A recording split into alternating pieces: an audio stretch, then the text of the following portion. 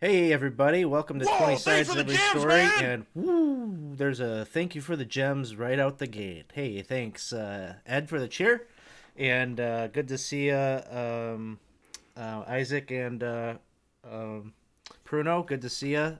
Yes, Pruno is stopping by to give his evening hello. So thanks for joining us here as we continue our game of Descent into Avernus. Unless I did my math wrong along the way, I think this is game 20. So we've come a long way since we started this campaign up about a year ago. I think in September, I think is when we started. Um, and our heroes are coming up, and there it is. Pruno redeemed award inspiration. Let us know who that is going to. All right, let's go into Evangeline. You start out with, and Thank I you. figured out this cool thing with Fantasy Grounds that apparently was probably a setting the entire time, and I didn't know. I've got a few extra inspiration slots there for you so that you I can. just saw that. I was like, ooh, we can have multiples. Yeah, I don't know if that was always there, and I just didn't realize it or what, but now that's on. So feel free, audience, to keep stacking up inspiration on them because I was trying to scare them before we got started, telling them I was going to kill them and slaughter them, and tonight might be the last game and all this stuff. We're But we'll see. scared. I don't know if I've effectively done that. Um, but we're gonna get going here in a little bit. But as we get going, we always like to encourage anybody that's stopping in for the first time. Please follow the channel, at least if you're watching this live, so you can get notifications when we uh, go go online with whatever we got going on during the evening. Um, if you're watching it on YouTube, come check out the Twitch channel and give us a follow. That way, you'll be able to see us live rather than watching it on YouTube after the fact. Um, and if you haven't done so, you should come and join us in our Discord community. Look, Stream Elements knows what what I want. So the link to join Discord is there in the chat. If you'd like to come and hang out with us, we've got a very active community of people hanging out in between streams, talking about all sorts of nonsense all day long, distracting us from doing work that we should be doing. So if you're in that boat and you need a break during your day, come hang out with us on Discord. Um, Other announcements, we've got a very full schedule this week. Casey here is running yet another session of Forge of Fury tomorrow night at 7 p.m. Casey, what do you got in store for him? Oh, let's see. They have taken care of the first level, which is kind of the cavern entrance, dealing with a bunch of orcs, and now they're going to be doing an expedition to the next level down, where they think perhaps an ancient dwarven um, setup or settlement was there, and they're researching. Oh, the Smith Durgadin's Nephalem artifacts. I think I'm saying Nephalem wrong, but it's the transparent iron or the transparent steel. That is a very desirable commodity, and the making of which is lost for mundane smiths. Magical creations can happen, of course, but that's no good for enchanting. So they're getting paid for their expedition, and we'll see how that goes. Perhaps there'll be monsters, and perhaps there'll be a lot of them. And there's 3 unique monsters. Whoop! I'm fading. Help! I'm disappearing. Uh, Ah! There are 3 unique monsters that the chat can purchase to add to the expedition. So up to 3 wandering monsters can be purchased, but that's it. 3 wins. and I see we've got a subscription from Shady Bonsai, no stranger to being the victim of the Wandering Monster. I think he had the pleasure of having a character get killed off in the first season of the subscriber game or the community campaign. So thanks, Shady, for stopping by. Thanks for the subscription. 15 months. You're like, your subscription streak is like half as old as the channel, just about. Um, so thanks for stopping by. Uh, then Friday night, if you want to come and see about the community campaign, we've got sign up for the Patreon supporters to come and play this. We're gonna get started. Friday. I've decided I just want to get started, and I've got a crew that I think is high enough level to jump on in. So we're gonna play some Expedition to the Barrier Peaks on Friday at 7 p.m. We play a few of these games, the community campaign games each month. And that's something I do for the people that support the channel by means of the Patreon. If you want to see what it looks like to join the Patreon, the link is there in the chat. Our $5 Patreon supporters get to sign up for one, guaranteed for one game a month, and then the people that do the $15 a month can do 2 games. And of course, we've got people get more than that if they take advantage of the signups, because we got people jump on the wait list for those games, and when I got slots, I'll bring in whoever's on the wait list. So check that out. I think that's all I got for announcements. So why don't we get started with our adventure tonight? Shady Bonsai just redeemed Award Inspiration. Shady Bonsai, let us know who you'd like that to go out to. Yay! Inspiration for Casey. Casey and the monsters Huzzah! attack me directly. Thank you. So where we last left off, our heroes here had made arrangements with Tiamat. They had done some work for Tiamat in exchange for learning the whereabouts of Zariel's sword, which has long ago, when Zariel first made her foray into the Nine Hells, when she was on the losing end of a battle that she knew she was not going to survive, she tasked Lulu the Hollyphant and her one of her generals, Yale, to hide the sword, that it might not fall into the hands of her enemies. And they did so. And part of what has protected this sword for so long is this cathedral that's sprung up around the sword, and is the corruption of Avernus has attempted to infiltrate the citadel, and our heroes here have sludged through the gross, disgusting, bleeding outer shell of that citadel, and are now basically on the threshold of the inner sanctum, where the sword has been preserved and kept for all this time. The importance of this sword is somewhat unknown at this point for our heroes. They learned long ago in the campaign, based on a vision that Alder Ravengard, one of the Grand Duke of Baldur's Gate, had a vision from Torm that kind of foretold that this sword was the key to saving El Turel, which the missing city of El Turel now hangs, of course, over the river Styx, and is slowly but surely being drug under, or lower, and with enough time will descend into the river itself and permanently become a fixture here in Avernus. And so that is a situation that the heroes are trying to avert. Some maybe because it's the right thing to do, some because you got a nice contract with that Alder Ravengard, and he's going to pay big money if you can help bring Elturel back to the realms. So that is where we're at. You had defeated some demons and such right outside the store. Some demons, of course, that were trying to get inside. And we're at the point where the door is open and the sword is visible. But before we go any further, it's probably a good time for our characters to introduce themselves before we get into the thick of the session here. So, characters, please give us your name, class, and race. And keep in mind that I'm going to give you a prompt, but just bear in mind that this is inner thoughts, not necessarily anything that your characters have told each other, but what is the inner thoughts of your characters in regards to this sword? What are you hoping that this sword will be? How do you hope that this sword will be used in order to save El Turel, or not? Or maybe have other ulterior motives for this sword. But why don't we start first with Aplos? Hi. I'm Casey. I'm playing Aplos, and I didn't think I would be going first.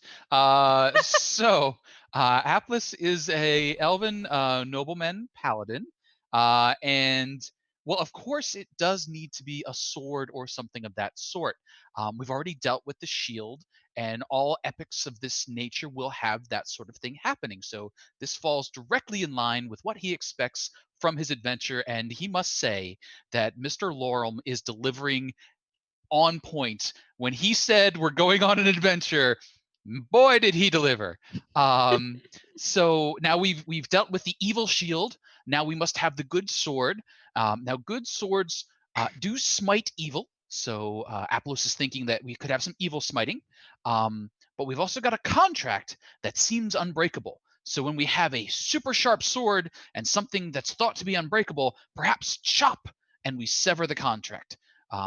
Now, he hasn't quite worked out how metaphor and realism connect, whether that's a literal chopping of chains or a slicing, like this could be a really big letter opener to slice a contract. That's a little vague in his head, but he's pretty sure sharp knife, breaking the bonds thing, the bards work out the details. Sounds good. So this is an instrument to very literally maybe break the bonds of either the contract or the chains that hold El Terrell. Yes, Aplos does like stories that you can see how the end's coming. Like he doesn't like the suit. Like he's not a fan of the Shyamalan movies. He likes the straightforward, sword, break, chop. He likes the stories that do well for the general audience, but the critics, poo-poo. Yeah. Yes. So cool. Next up, we have Bryn. Everyone, I'm Ethan, and I play Bryn Herthley, a halfling warlock, Pact of the Fiend. Um, and I think through their journey through Avernus, Bryn has come somewhat enthralled by the myth that is Zariel, and provided that the sword is still, possessing its holy qualities and is not yet corrupted, I think she's willing to give the benefit of the doubt and side with Lulu in returning the sword to Zariel and see what it does. On the most positive outcome would be Zariel being redeemed by the sword, and not so positive outcome is Zariel now has a very powerful weapon that she can use to defeat more demons. So it's not that bad either. Not to bring anyway. Yeah. Yeah, if she doesn't turn, at least she'll that she's going in the right direction with that sword, hopefully. Right. Yeah. Yeah. Bryn's like, yeah, I mean Zariel's kind of fallen, but also still fighting evil, so as long as you don't put it into any bags of holding, I think you'll be okay. Yes. Very good point. Next up, we have Evangeline. All right. Hi, I'm Lauren, and I'm playing Evangeline. She is a changeling rogue, although I look quite elven right now. So, wow, what do I think of this sword? Well, quite honestly, I think that it is somewhat of a bargaining chip, and if we have possession of it, then we will be in the position to make some advantageous deals. And hopefully, fulfill our quest here. But there might be some fringe benefits to her as well. So, yeah, she thinks that this is a very good thing for our little group to have control of. Yeah, I mean, maybe you could save El Terrell, but maybe you can sweeten the pot a little bit. Maybe there's a little something that can be Yeah. thrown I in the mean, pot. Sure. Exactly. Sounds good. And then next up we have Laurel. All right. My name's Kit. I play Lorem Goldshoulder, a dwarven glamour bard. The pessimist in Lorem doesn't have a whole lot of faith in this sword actually being able to turn Zariel or potentially be enough for us to defeat Zariel or save El Terrell. So he's already starting to plan ahead on using it as a potential bargaining chip. Tiamat seemed very interested in it, and if anyone could take down uh, Zariel and keep Asmodeus off of our backs for any fallout, it would be Tiamat. So he's kind of preparing for everything to go south. Sounds good. The perfect thing about this is that you were all at different pages of the book of what to do with the sword. So I can't wait to hear how these conversations play out and what you all ultimately decide to do with it. So yes, so you're maybe thinking all of these things as you were looking into the chapel. There's the two double doors. Lulu had kind of willed those doors open, I believe, at the tail end of our last session, and you could see kind of this like angelic glow kind of coming from the inner citadel, from which you see the object that you have been searching for many sessions now. There's a bright white light that sort of burns away at all that blood and gore that you've been sloshing through to get to this point through the bleeding citadel, and your clothes just kind of purify as that light hits your bodies and your equipment, and the restorative energy from it gives you the benefits of a long rest. All of your wounds close up. You're feeling revitalized. You're remembering spells long spent during the grueling battle that you just endured with the demons. And you are now looking into the interior cathedral here. A beautiful circular chamber held aloft by pillars of white marble. You had seen at earlier points climbing down into this area that there were you saw at least the evidence of one stained glass window, and you now can see very clearly the art depicted by those glass panes. Share a few images of what you were seeing ringed around the chamber.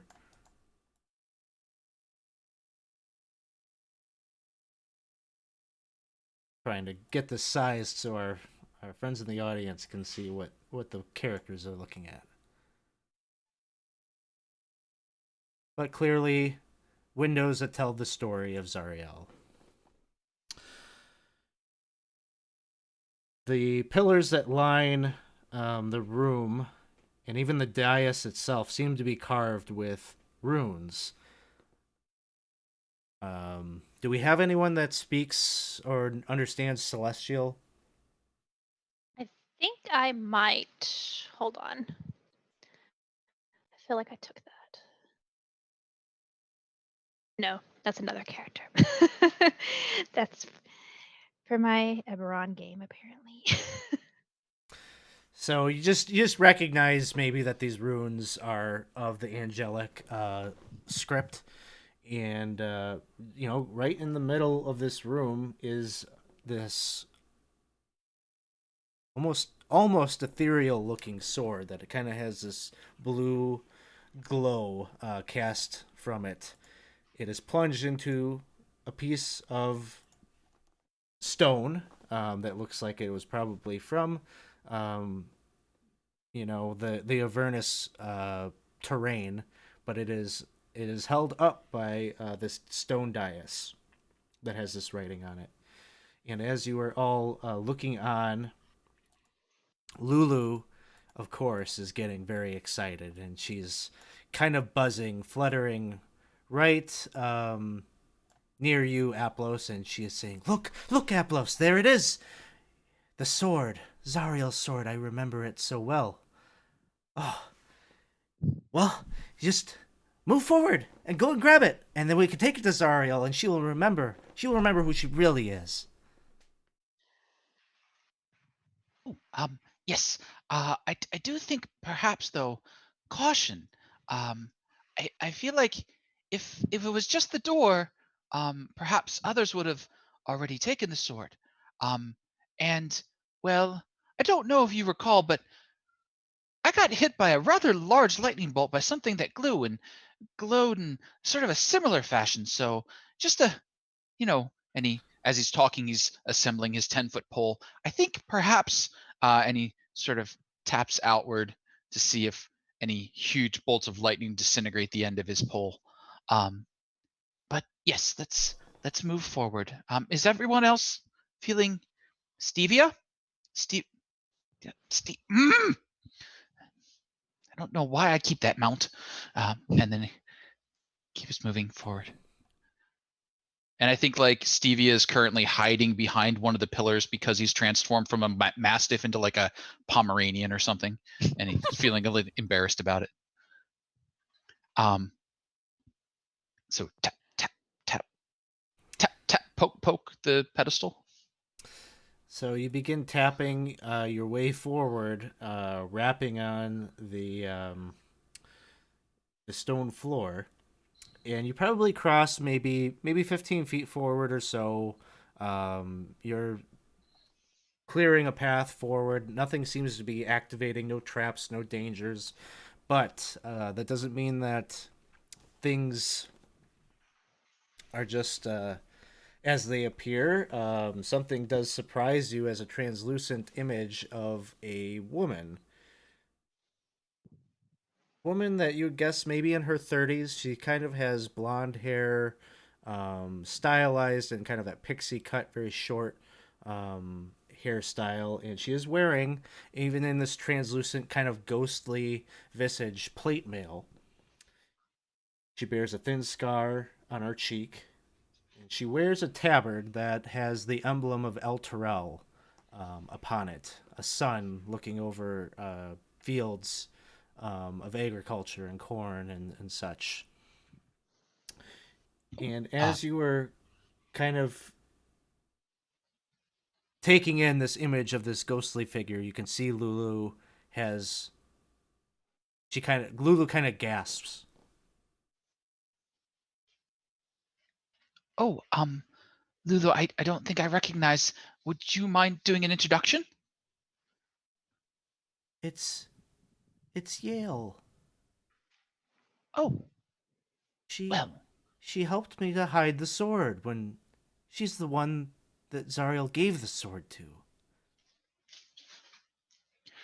Oh, um, well, that's actually a bit good. Because I was worried, and he gestures up towards the windows. I was only accounting for two of Zariel's assistants, and I think I recognize that armor. Um, but if and he gestures in honor to the riders. Um, um, Lulu, I don't recall. Is it Lady Yale or was she common? She is a lady. She is a lady from El Terrell, a knight. Yes, Lady Yale. If you wouldn't mind, um, we're in a bit of a dire situation. I don't know if you know what's been going on, but Zariel has. Well, I suppose you would know. And he gestures up to the windows again. And we're looking to um, stop that bit of a concern that's been going on as El Terrell's been drawn down. My associates here are actually really a good bit better at the conversation to this effect than I am. Mr. Lorem, perhaps you could explain our position to the lady. Yes. And I'll go ahead and step in front. And does this ghostly image look like just an image? Or do I get a sense that like there's a real creature in front of us? It's translucent, so you can see the sword like kind of behind her. Has it been watching Aplos as Aplos has been talking? Yeah, it's been blinking, and as Aplos kind of passes the torch to you, so to speak, for you to make introductions and such. You can see her gaze drifts over, and you have her attention. Lady Yale, we're here to take the sword and attempt to give it back to its rightful owner in the hope that it might bring back what was lost. Oh, wait, is that what we're doing? Isn't that the ultimate goal? Well, I think that what we're trying to do is ultimately to free the city, but that is in Yes. the process of doing that. We need to give it back to Oh, a multi-step process, I think. I Yes. thought the sword would enable us to break the contract. Well, yes, but we need to find the contract first, and we don't know where that is. Oh, but I thought Lady Zariel was looking to enforce the contract. So, it's my understanding that what we are trying to do is give her a chance to become good again and willingly break the contract. We could Oh. cut the chains that bind El Terrell here, but we can't teleport a whole city. We need someone's help beyond that. Oh, I sort of thought it would just sort of snap back. I assumed the chains were holding it. We don't know that. It just float away into the But- abyss. Oh, is the abyss up? I sort of thought that. Well, in any case, I think we need the sword. Right. But so you see, that's a bit of the predicament, and while we hadn't entirely intended to be in this situation, we've been proceeding forward with quite noble intentions, and I'm afraid we did have to deal with your companion there with the greatsword, and still quite a capable warrior after all these years. Though we did best him, I don't know that we've seen the other one yet. And I really would prefer not to see the hammer. So perhaps if we offer the sword then, if that would be all right with you. The ghost of Yale, she's just been kind of watching. You haven't really seen her emote or anything. She just seems like she's taking a. You get the sense that she's listening, and she's not just a programmed image. That she is actually absorbing the information that you are discussing. And after you ask that question, ask for permission to get the sword, you see her. She takes a couple of steps forward, and she gets real close to Aplos, where she's just like inches in front of you, staring at you. And then she leans in, as if to whisper something to you, and she says, "I remember." And suddenly she like withdraws and she steps back, and you see the serenity of this place, the peacefulness of this oasis of calm and comfort in the midst of Avernus kind of give way to chaos. The whole image of this room, you just feel yourself kind of bleeding into maybe a memory or a dream. It reminds you very much of when you were wandering around in Lulu's dreams some time ago. But you are now no longer in this cathedral, but standing at the edge of a small town. A small town of burning cottages and raiding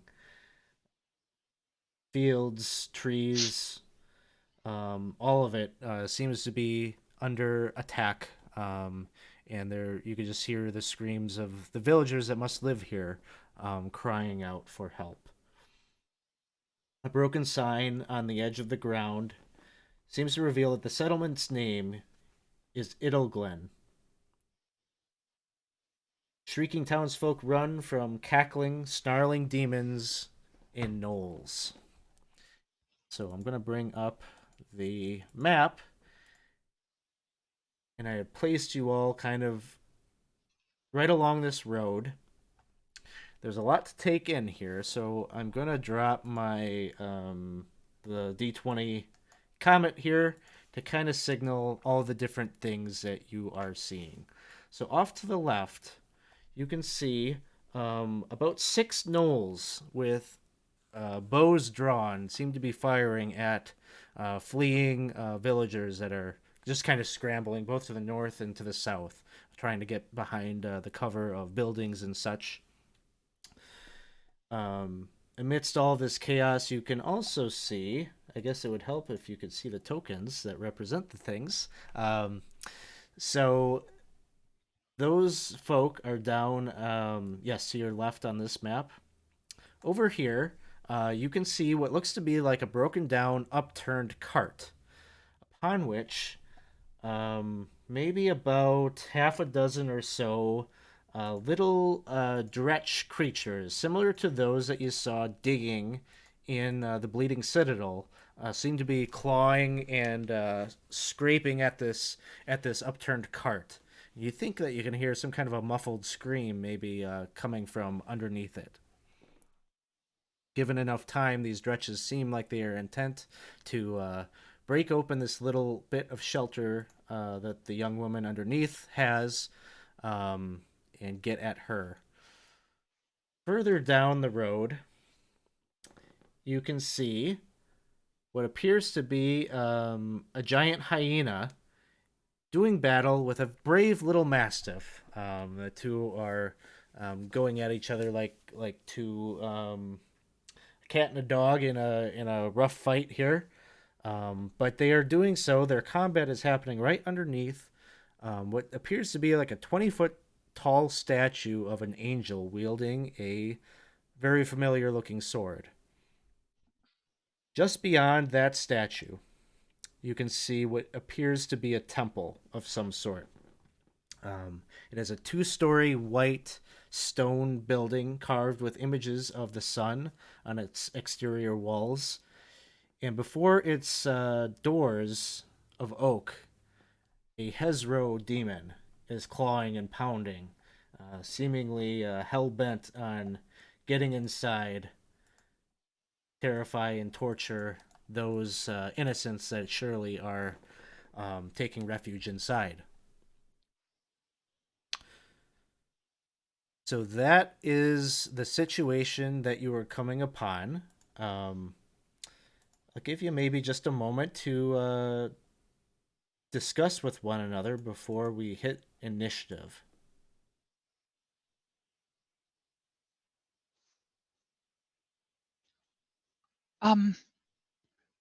Well, I do think we need to treat this as real, even though she did say it was a memory.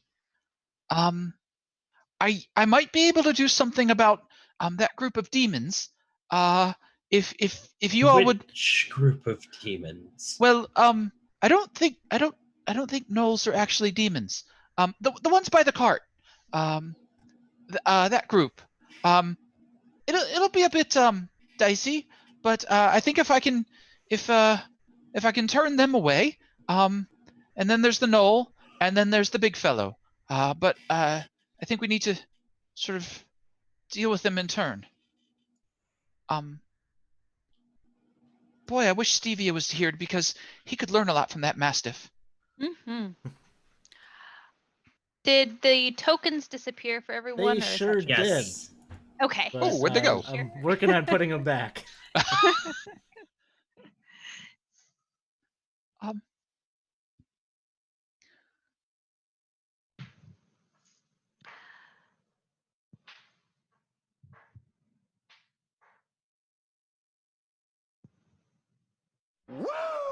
And we got a woo as I'm recollecting here. Oh, Maureen is in the house. Hey, thanks for stopping by. We got a nice little write-up from the last community campaign from Maureen that you can go check out in the Discord server. Dear Cinnamon, why do I keep writing? Poor. I only got about that far into it. I'm like, I need time to read this later. I couldn't dedicate the time during the day, but I do want to find out what happened. So as you're kind of doing, I think at this point I'm gonna hit initiative. You've said a few things to one another, but you're cut off by the chaos. If you were to do anything to stop any of the happenings here, you'll have to act fast. So We will start the initiative with Brave Little Mastiff doing battle with the giant hyena. Takes a bite action, which hits, dealing 2 points of damage, imposes a strength saving throw on the hyena, which makes the saving throw.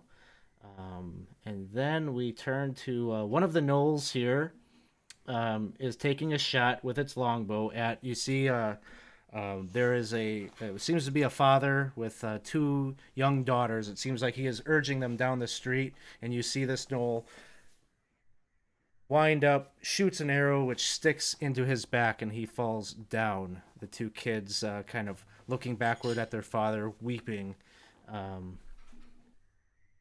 as they look on. Lorem, it is your turn. Okay.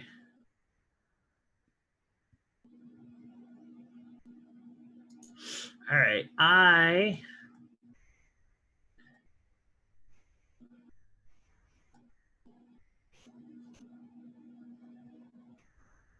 Oh, there's so much. There's so much. I am going to I'm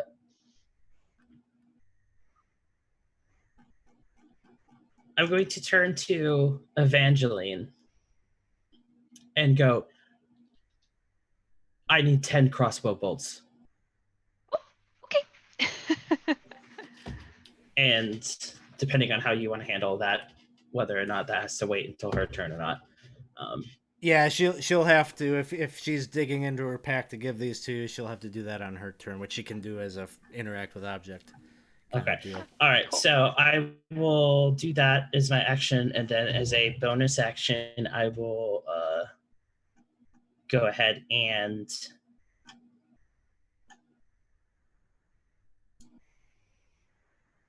I will give. I don't think is that a free action? Yeah, saying something to Evangeline doesn't take an action. Okay. All right. So if that's the case, I am going to.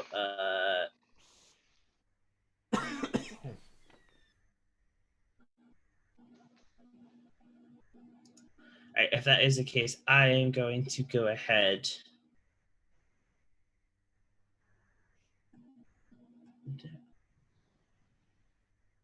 How in Fantasy Grounds do you get the arrow that tells you how far away you are from things? I just control click on it to select it. Oh, there we are. Oh no, they're way too far away. Oh no.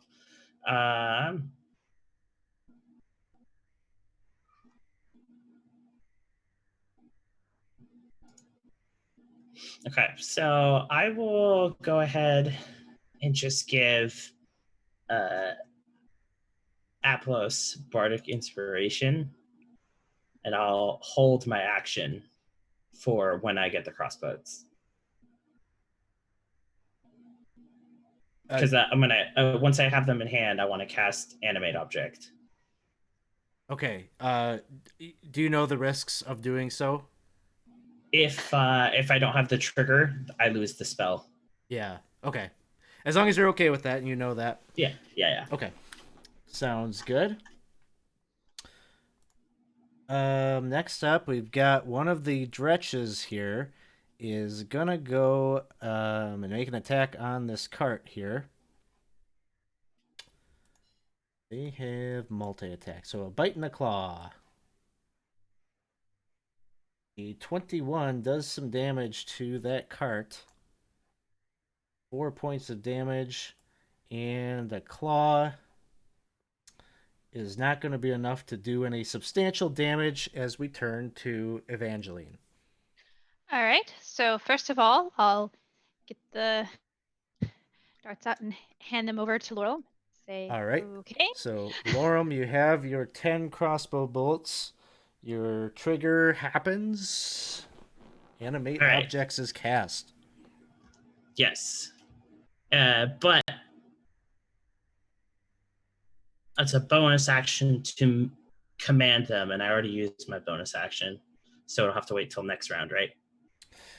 Yeah, your ready to action would just be the casting of the spell to spell, animate okay. them. So on your subsequent, now you have that Okay. happening. There's 10 crossbow bolts hovering about right overhead. All right. And then I am, whew, I'm thinking things over here. Like, do we just run and attack these guys? Because right now they kind of don't know we exist. So, you know what? I'm going to try to be kind of sneaky. And I'm going to try to go behind this tree here. But I need to zoom in so I can see where I am.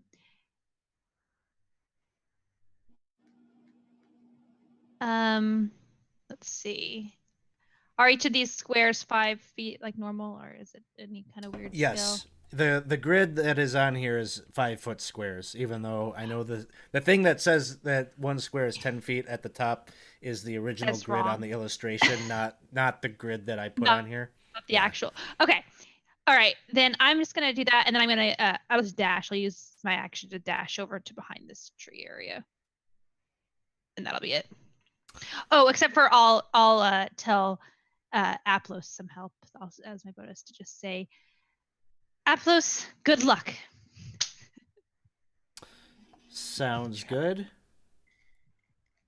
Knoll 6 and Knoll 3 both shoot arrows that strike those two kids that are grieving over their father, and they go down. Bryn, it is your turn. Yeah, I don't like that.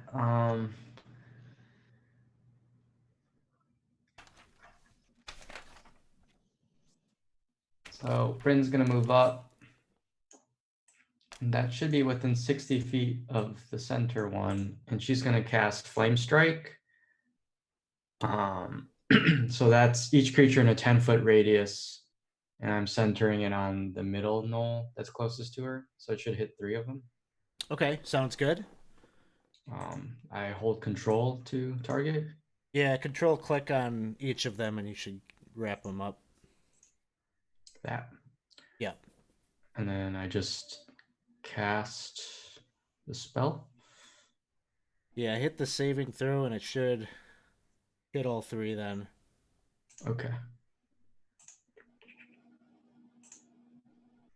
It looks like we've got 2 successes and a fail as a big pillar of flame drops on those 3. Go ahead and hit your damage. We'll see how they fare. Instant death, dying and dying. So you take those 3 out in a demonstrative fireball or pillar of fire. All right. And as the flame evaporates, Bryn's eyes just light up. She says, why don't you take someone you're not quite your size? And I'm done. Next up, we have one of the dretches over by the cart trying to tear into it. The 16 is going to do some damage to the cart. 5 points of damage and then a claw. Not quite enough to do any damage. The Hezro over on the far side here is just like ramming its body into these oaken doors. You just get the sense from the sound that it's making that some amount of preparation on the other side, or it sounds like it's barred as it's kind of lunging its body. It's just making this like kind of low bass noise, and you can hear the wood kind of cracking. It's gonna make strength athletics check to see if it can bust through this door. And with a nat 20, I'm going to assume that's enough, and it is. You can just see that it was futile what the villagers inside. You just kind of hear kind of a cacophony of voices kind of screaming and just pandemonium on the inside as you see the Hezro kind of step into the frame of the door. Next up, it is Imsum's turn. Okay. Imsum will remain invisible, but basically on Bryn's shoulder the entire time. He's not going to be moving. Sounds good. Next up, we have the giant hyena, who's going to get a chance here to retaliate against the little doggo. Makes a bite attack. 17 hits.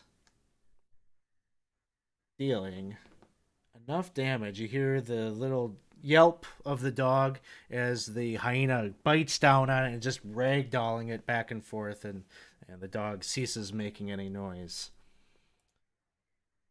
The gnolls turn their attention. It seems, Bryn, that your bravado has gotten their attention, and they narrow their longbows on you. First one misses. And then we have the Dretch. Next Dretch is going to attack the cart. 7, not enough to do any damage. Let's see what the claw does. Ooh, it's a 20. That's going to do some damage. More, it's kind of, you can see its claws through part of the cart as a couple of the boards kind of splinter off, and there are some sizable holes on this thing at this point. You can even hear the screaming of the young person underneath, the young woman underneath, more audible now that it doesn't have that sound barrier. Aplos, you are up next. So Aplos will go forward. 1, 2, 3, 4, 5, 6. 3, 4, 5, 6. Rushing and then blinking in and blinking out with a misty step to close distance. He'll have his longbow in hand and start shooting at the Dretch because these things are still too far away. So Dretch number 1, longbow with advantage because I have nice friends.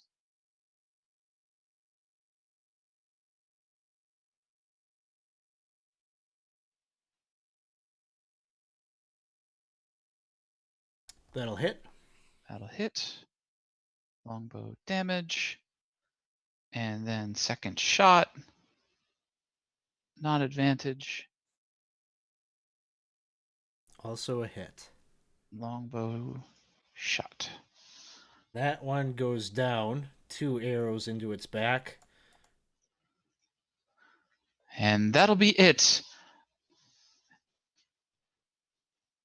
Stevia. Nah. Do you need a token on here for your steed? Did Stevia show up? I think because wasn't like you're physically moving to this spot, so you had concentration on like that spell or whatever. You had Stevia existing and tied to you, so I would say yes. Okay. So then Stevie will just come like bounding out, kind of shaking it off and looking more like the nightmare steed that it is. And when it does, Aplos is like, I needed you like 3 seconds ago. Come on. And that'll be it. He'll mount up Stevia. Okay. And we'll deal with that next round. Sounds good. The Dretch, Dretch 1 here is going to make an attack at the cart. 15 hits the cart. 1 point of damage and a claw. Doesn't do enough. Next Dretch is up. A bite and a claw. Ooh, the bite hits. 4 points of damage. And then the claw is a 16. 6 points. Back to the top. Mastiff is in the mouth of the gnoll. Lorem, you are up. All right. So I am going to. Mouth of the hyena. Sorry.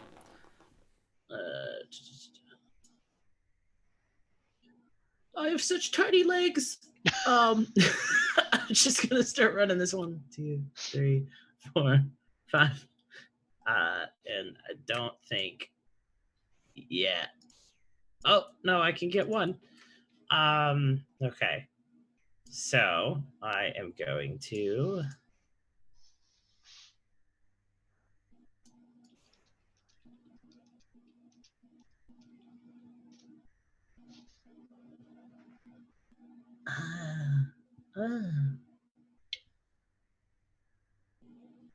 I'm just gonna dash 1, 2, 3, 4, 5.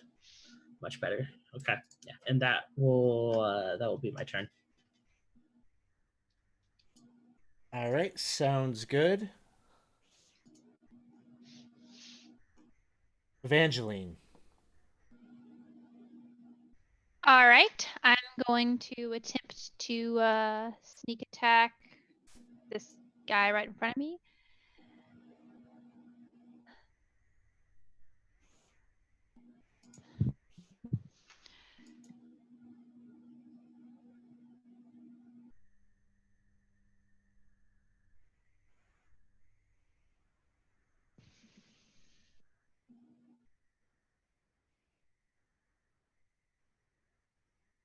Assuming that counts.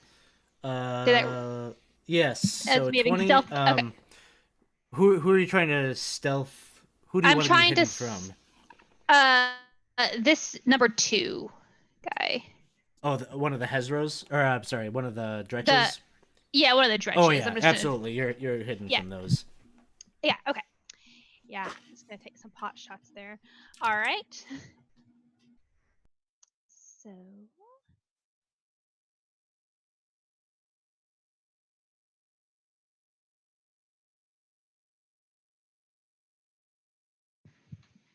And a 21 is a hit. And you Nice. got sneak attack. Okay.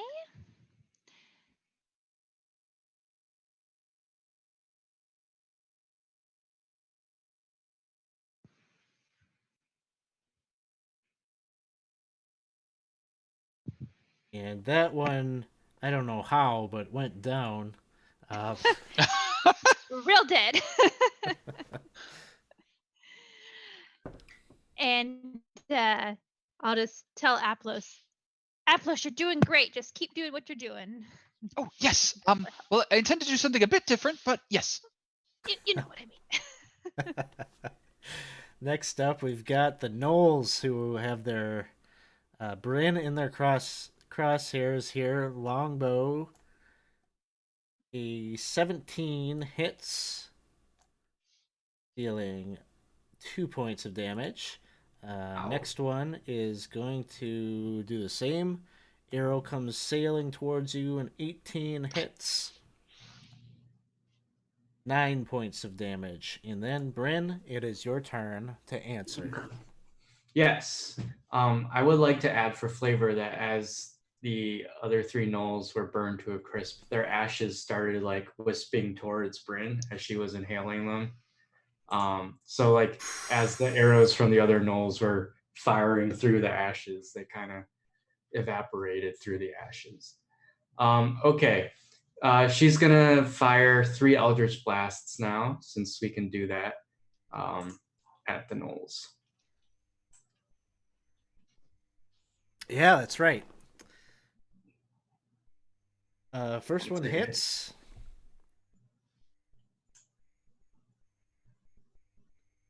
Okay, so That the second one's one's gonna still go up. for the same one. Hit. 7 points. Still up. Still up. Oh man, last one. That And one miss. will miss. No. Okay. That's her turn. Hezro is inside this temple, and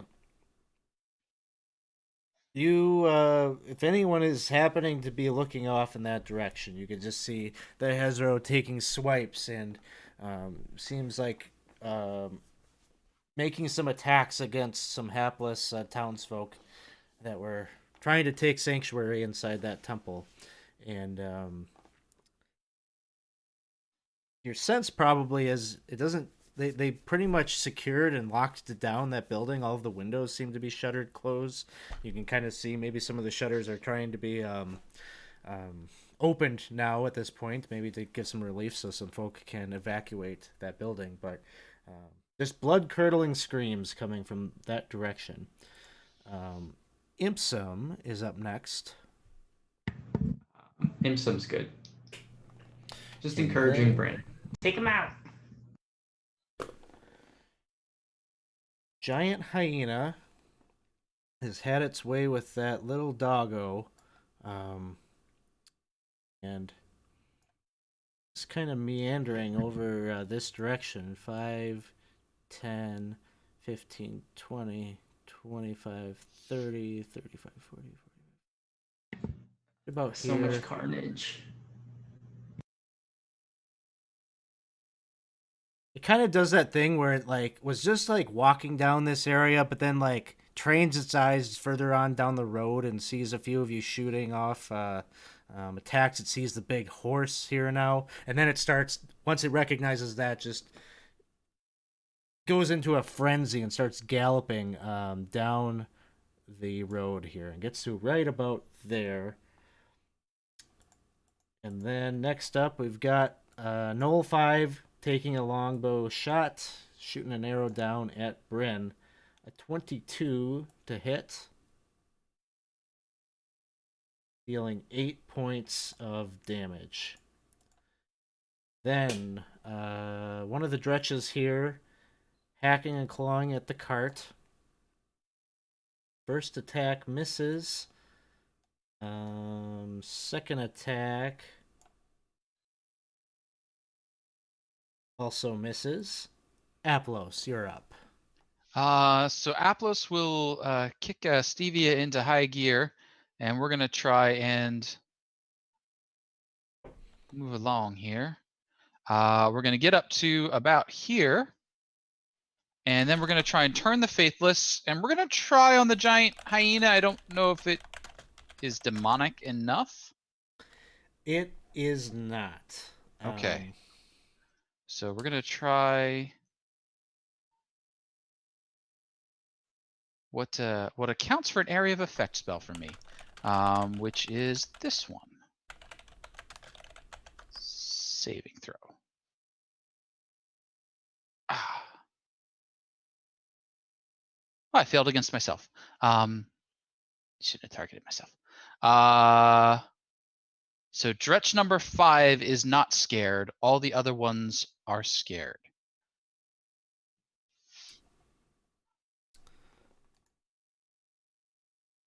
Drop And frightened condition on those. You said everything except 5? everything except 5. And they must move away from me. They can take a dash action, but that's all they can do. But that's okay. I'm not staying here anyway. Stevie and I are moving at top speed towards the church, and we're going to swing about 5 feet away from the giant hyena so as not to be chewed on by that.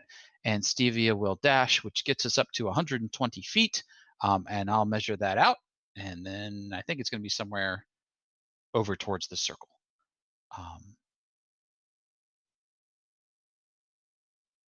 Sounds good. Let me see. I'm just trying to think. You might see something as you pass by the statue here.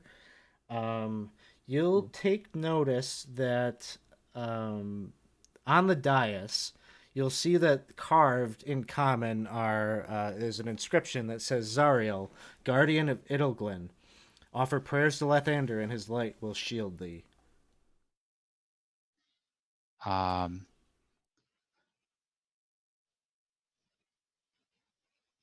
So Aplos will definitely give a little shout out to Lathander. Lord of Morning, we could use a little help here. We got a lot of demons. No, not really one of your faithful, but I kind of figure we work in the same general doing good for people, and yeah, use a little help. You get the sense that maybe if you spent the equivalent of an action doing so, I don't know, did you use your action already? I did. So Okay. Action was the turn undead. So he's just sort of like, as he's galloping along, sort of like trying to think of things to say, but that's not very convincing. Yeah, sounds good. So on a future turn, if you'd like to see what that might do for you, you could do an action to give a proper ritualistic prayer to Lathander. Then next up, we've got the Dretches. Dretch 1 is going to move away from you.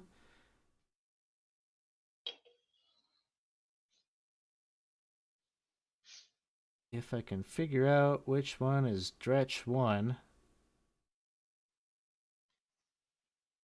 Dretch 1 is in the south. This one here. 5. Yes, There we go. that is him. 10, 15, 20. Dashes to get to here. Dretch 3, the same. He's on the east side. Oh, sorry, west side. West side. That's the one. Goes to here. Dretch 3, 10, 15, 20. About here. And then we're back to the top with Lorem. Perfect. Don't hit the ones that are running. Okay. So I guess I'm just still running. Tiny little legs, still running. Yeah, I take a move and then take the dash action because if I can't hit the ones that are running, I'm not in range of anything. Mr. Lorem, no, that's a big hyena, Mr. Lorem. You're getting all sorts of mixed signals from the further on down the road. Sounds good. So yeah, you got the crossbow bolts are like hanging overhead. Yeah. Sounds good.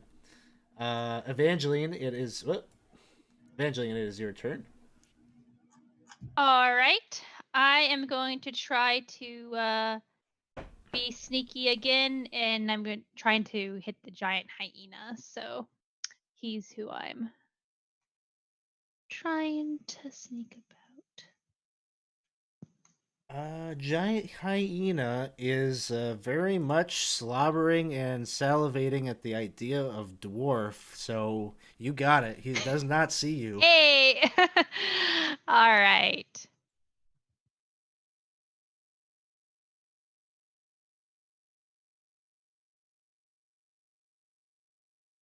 And that is a hit. All right.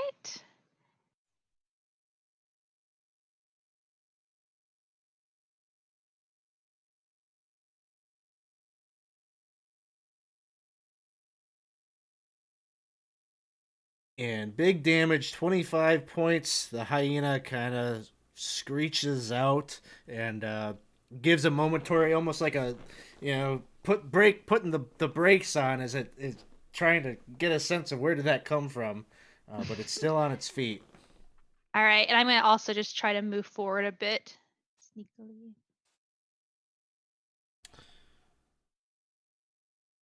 All right. Further on down the field of play, the gnolls are once again loading up, knocking arrows, and shooting at Bryn. First one is a 12, which will miss. And the second one takes a shot. Critical hit. Oh, no. Bryn, did you use that feat thing? I'm pausing before I drop this. Yeah, I'll use my reaction. Second chance it. Reroll, right. please. Here's the reroll. All right, I rolled a 19. Just So, the regular. Hey! Worth it. Slightly better. And I rolled a 1 on the damage, plus 1, so 2 points to Bryn. All right. Then it's Bryn's turn. Are there like civilians around the gnolls still? There definitely are people kind of running about. Kind of the now that you've done what you've needed to do, which is get their attention. So many of the civilians are making pretty good progress, fleeing and getting away. However, you get the sense that you're just in the midst. This is a microcosm of a much bigger raid that is happening, and so even though some of these villagers are kind of scrambling and trying to make put good distance between them and this current conflict, there are other threats happening and running about the fields. So do I get the sense that if I didn't take out the other 2 or 3 gnolls, they just go back to doing their sniping at civilians? Maybe, although you've just incinerated 3 of their brethren to a crisp, so you're priority number 1 right now. Okay, fair enough. Well, I'll throw the first Eldritch Blast at the gnoll that I've been hitting. Null 3, I think, is the one that's been damaging me. So Yes. You got him. not happy about that. And I will hail his ashes. But I see now that my allies are heading down the opposite direction. So I too will head down that opposite direction. So I also have stubby little legs. So 5, 15, 20, 25. Hard. But I think I am still within 120 feet of said giant hyena. Is that correct? 5 or 10, 20. I think so, yeah. Yeah, I am. So I'm going to fire off the last 2 Eldritch Blasts at said hyena.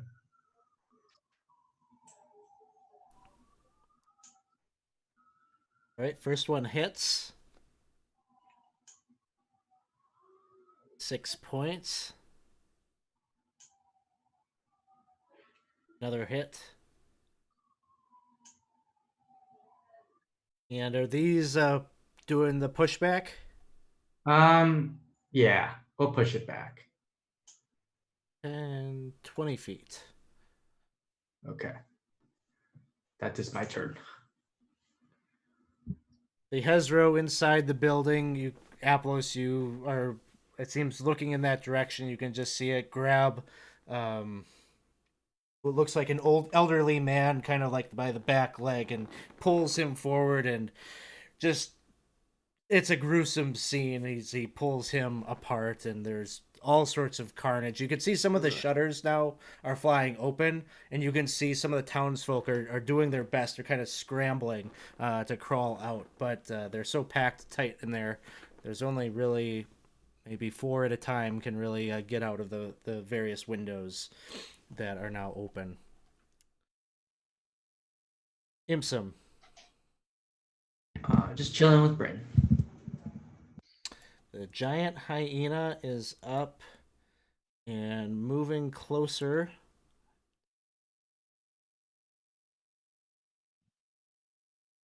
Makes it to right by Lorem and is going to try to bite. 13 will miss. And then we're back to Knoll 5 is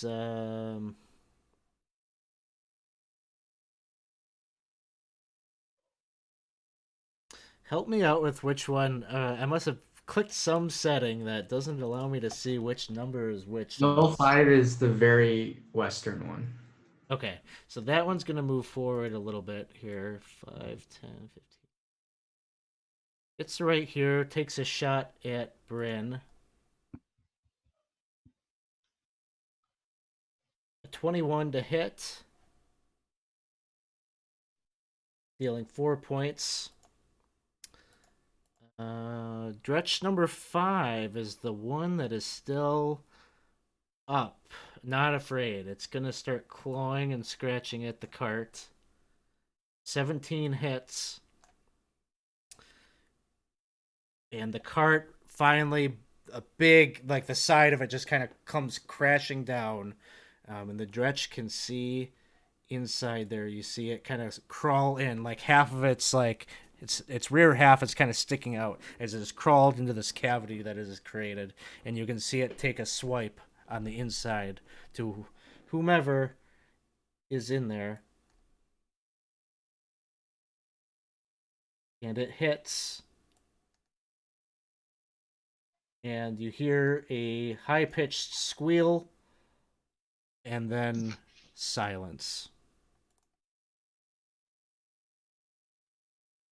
Aplos, it is your turn.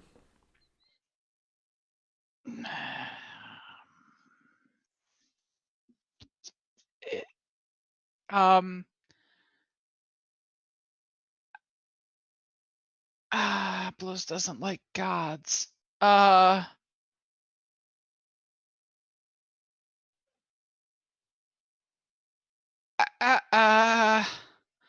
Aplos is charging by.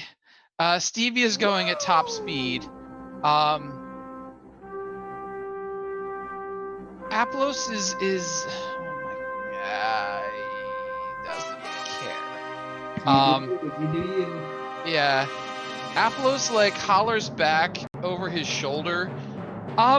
There's a description about Lathander, but really, if he's not going to interest himself, we'll take care of it. And so he couches his lance and goes to hit the Hezru with his lance as he comes up on it. And on the lance, on the Hezru, not my warhorse. Please. Womp. And like as he like runs up, the lance just explodes and he drops it. He draws the short sword, and now that he's closed up with it, the warhorse will take the attack, and he'll take the attack now with his short sword. And how about it? Better. 29 hits. And we will throw a smite at this one, and we do have our fancy new thing on. And Maureen just gave a subscription for 20 months. You never need to say sorry about the woos and the subscribing, because your name isn't Chris Jones. And you don't buy 10 of them at a time and drop the woo train on me. And Chris Jones, if you're watching, I love you too. And I didn't mean that thing, that nasty thing. Whoa, thanks for the jams, man! Thanks for the cheer. 5. And So the big that old many smite radiance. comes in. 21 more points of radiant on the Hezro. That So added in here. 32 total. And that is magical, and most of that was radiant. And warhorse hooves aren't that strong. Something's wrong.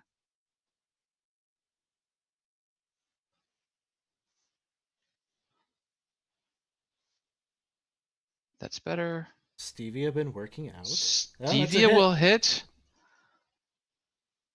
Stevia will do. Stevia shouldn't have done the extra radiant. Yeah. Probably not. An extra 2. Yeah. Take the extra 2 away. Okay. So that is what he'll do, and then because it was a charge, on a DC 14 strength saving throw, or the Hezru might fall down. 25. So he'll Probably stay not. upright.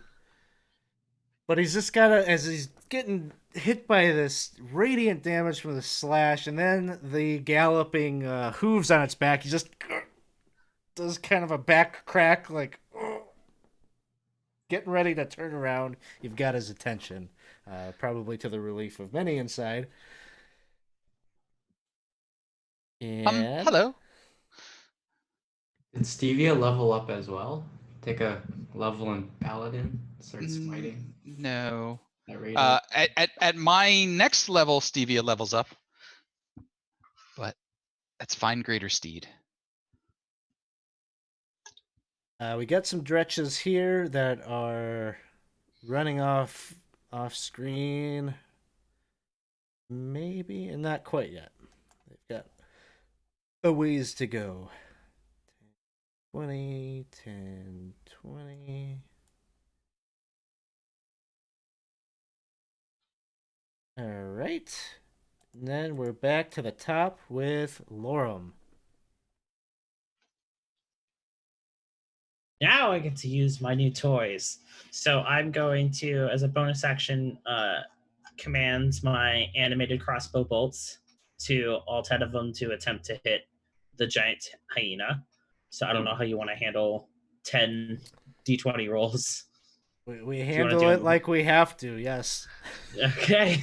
I hate to be that person. This is Casey's fault. So It's a good spell. These all have a +8 to hit, but it doesn't have like a drag option built in. So do you just want me to start rolling d20s? You just roll, yeah. And in fact, actually, because you could roll 10 d20s, we could fast track it that way if you can make that happen. 6, 7, 8, 9, 10. I mean, Hey, there's a crit in there. I think you get what you get your spell casting modifier. They're all +8. Okay, it's +8 on there. They all tiny objects get a +8 to hit. I mean, everything is going to hit except the one. So that's going to be slightly 94 less plus... satisfying virtually, but if it's fun, roll all those dice. I don't know. That's I know. that Hyena. looks pretty satisfying to me. I like seeing them roll all at once. That's true. satisfying. There's something therapeutic about seeing all those d4s. So So roll it 9 out. of them hit.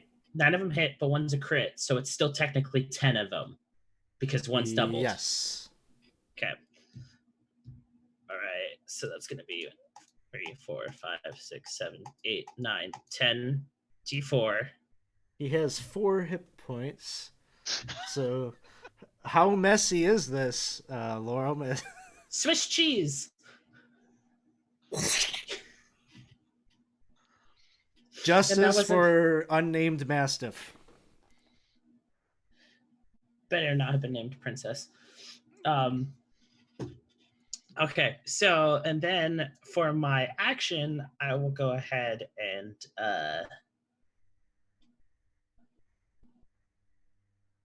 let's see what I can do here. I'll go ahead and cast Shatter on this fella. It fails. 8 points to the Hezro. Or, sorry, the Dretch. All right, and that is my turn. All right, Evangeline, it is your turn. All right. I'm just going to try to dash up as far as I can to get up there. So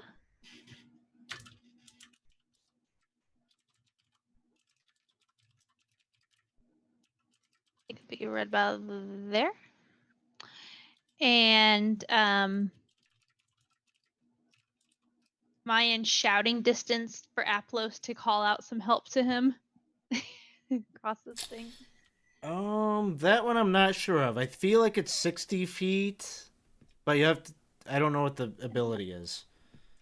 Yeah, it's just there is a distance on the ability. It's mastermind. So let me see. Master of Tactics, is that what it is? Yeah, Master of Tactics. Oh, it's actually 30 feet. So. It's only 30. Yeah. So I am too far to give anyone any help. So I'm just gonna be chilling here. And actually, it's the target. The target has to be within 30 feet. Okay. Am I close? I'm not close enough to the statue to try to do the statue thing, right? I'm in that little circle. You could use your action to make the prayer to Lathander, the Lord of Light. Okay. That's what I'm gonna do then. I'm gonna try to do the prayer. What do you say as you are? I think probably not a faithful of Lathander, but I am not a faithful of Lathander, but I did pick up a little tiny bit of religion because I thought that could be useful down here, so I can fake it a little bit, So I'm gonna be my best to be real pious, and like if I saw any kind of like gentrifections or anything, in passing in my time, I'm gonna be trying to like do those, like kneeling a little bit, doing a little, trying my best. Sure. So we can have it come down to a religion check. All right.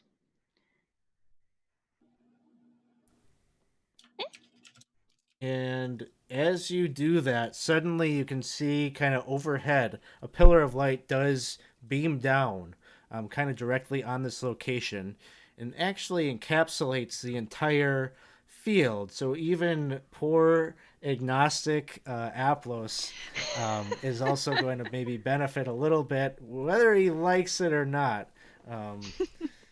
Because he said that thing about Lathander, if he really wants, Lathander apparently is going to shine a little bit of light. So the net effect is that both of you, for the next hour, have the benefit of a protection from good and evil spell, which maybe Aplos already had, and so I don't know. Are you high enough level that you have that ability? Nope, don't have that one yet. Okay.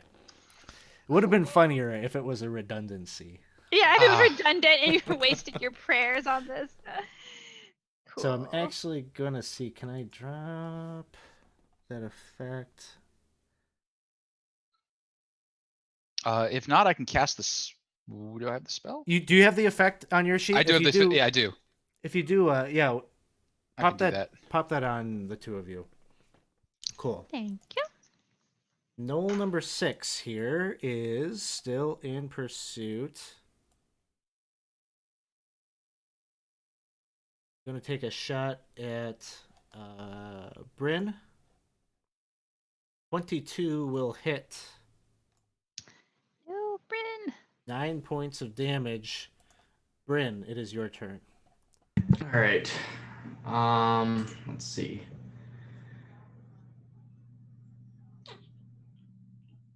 That dredge is still up by the cart.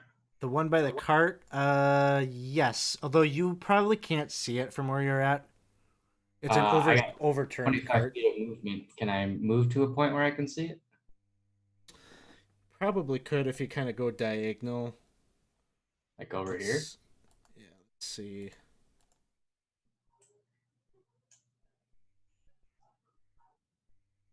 Probably not still. I can still move over a bit.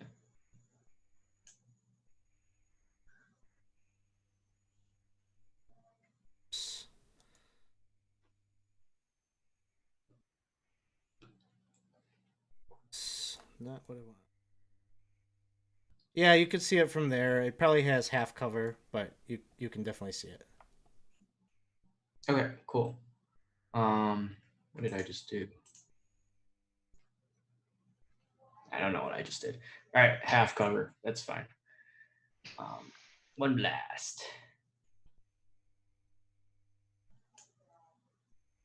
19 will hit.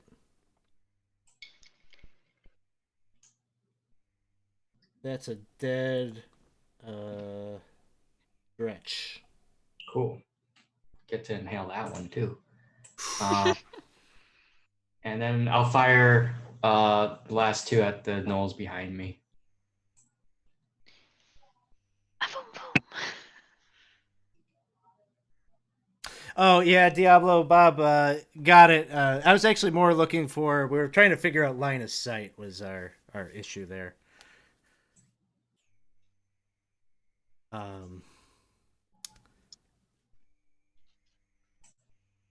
It's the last one. That'll hit. 6 Eh. points and Knoll 6. Still up. Still up. That's my turn. Just chugging away with my little feet, trying to get over there. The Hezro now turns its attention to Aplos. And is going to make a few attacks. First with its bite. Disadvantageously, we hope that calculates. Yes, let's see if it does. Looks like it did. 15 Woo! will miss. Hey. Claw. 21. 15 points. It's gonna do that concentration business now, but we'll deal with it when it drops. The third attack misses. Imsum. Anything from Imsum? No. And next up we got the Knoll. Knoll 5 here is gonna take a shot. It's gonna move up a bit. 5, 10, 15, 20. Taking a shot with the longbow at Bryn. 12 will miss. Aplos, it is your turn. Okay. So Aplos will attack because that's what you do. And he will look down at Stevia, and Stevia will kind of look back up at him, and then Stevia will like flash out his hooves to the Hezru, but no, it's a feint, and instead he gives the help action, so Aplos will have advantage on this attack. little fancy footwork from the mastiff, from the warhorse. Can't ride a mastiff. So, bump. Sure, no. But what? I'm not. Oh yeah. Ooh. So we're gonna throw the big crit on this one. And we're gonna turn on all my stuff.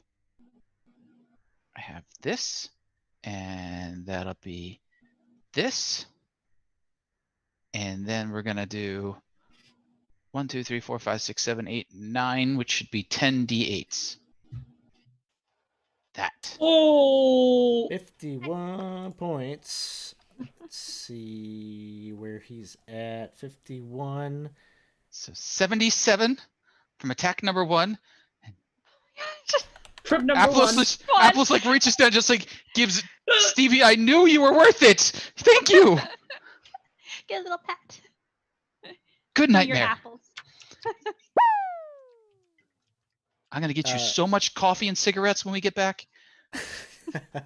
Ed just bought the entire crew here inspiration. Woo! And Ron is out there disappointed. Aww. So, well, you could change things around. You want to see that TPK, Ron? You gotta help me out here. So Ron? brilliant light flashing from Aplos's blade definitely cuts the Hezro deep, but it is still up. Okay. Attack number 2. I'm gonna cash in one of these awesome inspirations that the chat has just given, and we'll try and do this. I realize that at the start of your turn, we'll put it in here. There is a stench that wafts from the wound that you just opened up from the Hezro. See if it matters. Con saving throw, which you make. Warhorse took its turn right before yours, right? Warhorse, yes. You did it that way? Okay. So Yeah. Warhorse doesn't really matter because it already took its turn, but what would he he's have? looking a little sick. Okay. It just would have been a disadvantage. He did a help. He did a help action, yeah, so it wouldn't have mattered. Wouldn't have mattered. But so with still advantage, thank you, chat. Stab. I'll take a hit. We'll do our damage, and we will throw a second level smite because we want it to fall down now. 2, 3, 4. And Please fall down. It does fall down, and there is a huge cheer from within, as you can see. All the folk in here, children, and farm hands and such. And there's one woman that stands out as likely a follower or a priest of Lethander. Woman, middle-aged, in the priestly regalia of one of Lethander. Get the door shut. I think there's still a few rather nasty things out here. And then Aplos will turn and like put spurs to Stevia, and Stevia will just like wub wub wub wub wub wub, and Aplos will probably end up sitting there for a second. Yes. Stevia, go. No? Okay. The Dretches continue to flee. At this point, just know that they're fleeing away. They're frightened of Aplos. They're running away from Aplos. I'm going to take them off the initiative counter. If you want to kill them, you can. But they're basically leaving the encounter at this point. And we got a big woo. Woo! A big woo from Diablo Bob. Oh. You've been gifted a tier 1 sub. So thanks to that person that gifted the sub. Congratulations. Diablo Bob, maybe keep an eye out. I don't know if you're in our Discord server or not, but you should definitely come hang out with us. We've got some plans for some sub games. At some point in the future here, we'll be opening up some spots in the community campaign for our Twitch subscribers. Where we'll be playing some Lost City with some folks. So come join us in the Discord. You'll see when those signups get posted. But as long as you're subbed, you'll also get those signups in your email inbox. So keep an eye on that as well for when I do that. All right. So, as this battle is ensuing, you've kind of managed to get this initial chaos kind of under control here in the square.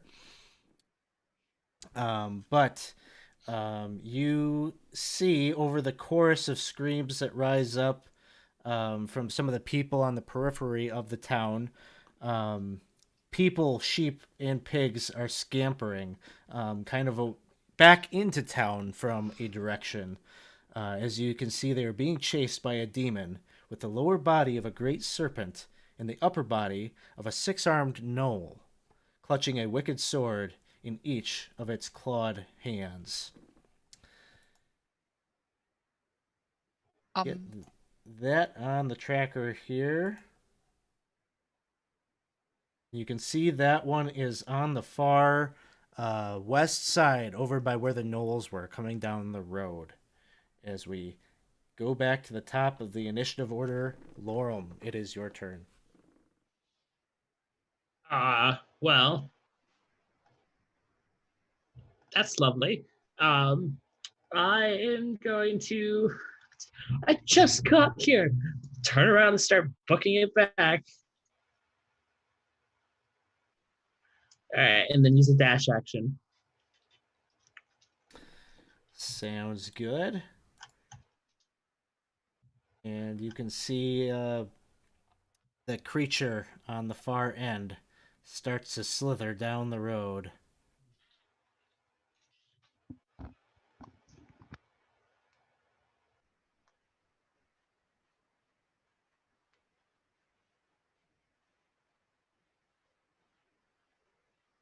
Gets to about right there. And then it is Evangeline's turn. All right. Well, I'm going to do the same thing and be like, oh, for fuck's sake. And turn around and start going that way too. So I'm going to dash over there too. So I'll get to about there, I think. Yeah, roughly there. All right. Cool. Sounds good. Knoll 6 is down here, gonna move down 10, 20, 30. Gonna take a shot at. Actually, just to make sure it's got a clear shot, it's gonna be right there. Take a shot. But a 6 will miss. Bryn, it is your turn. Folks, we got another one. Bryn's gonna cast Flame Strike. I believe you are within. Yeah, exactly. So, make the save. Fails the save. Oh, Resistant to fire, but takes 22 points of damage. All right, I'm gonna back up.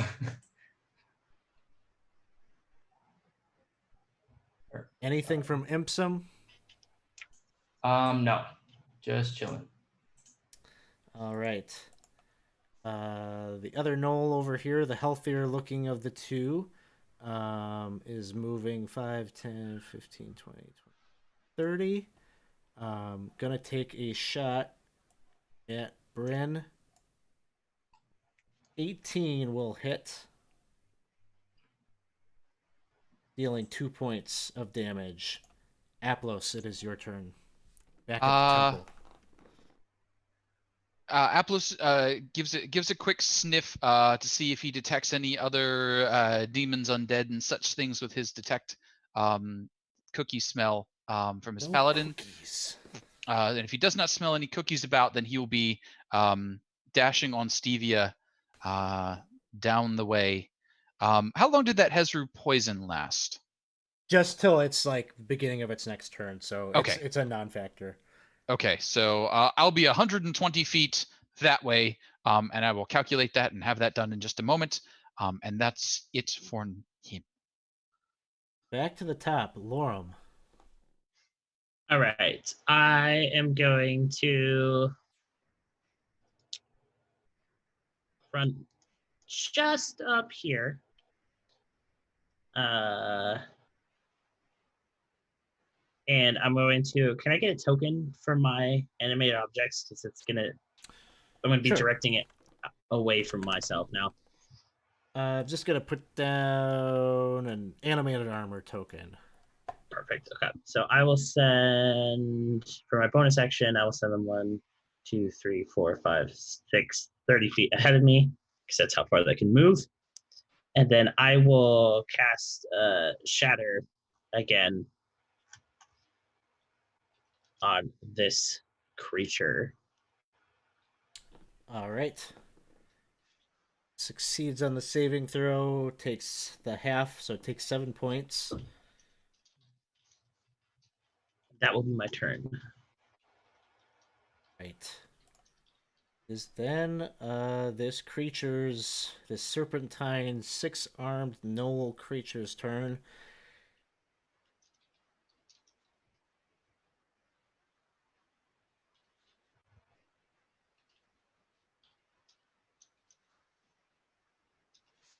You watch it blink out of existence.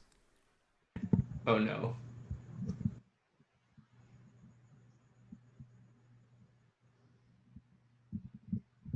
And it pops up down this way and slithers up right near Evangeline.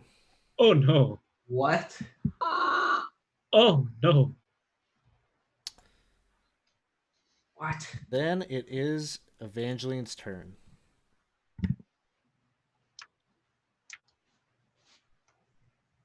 I'm sorry, my kitten came up, so I had to grab her. Okay. Need a comfort animal right now. I did. I need my emotional support animal. All right, but she just ditched me. So, oh, do not like. So I'm going to first of all do my little rogue disengage move to get away from this situation and move over here. And then I'm just going to take a shot.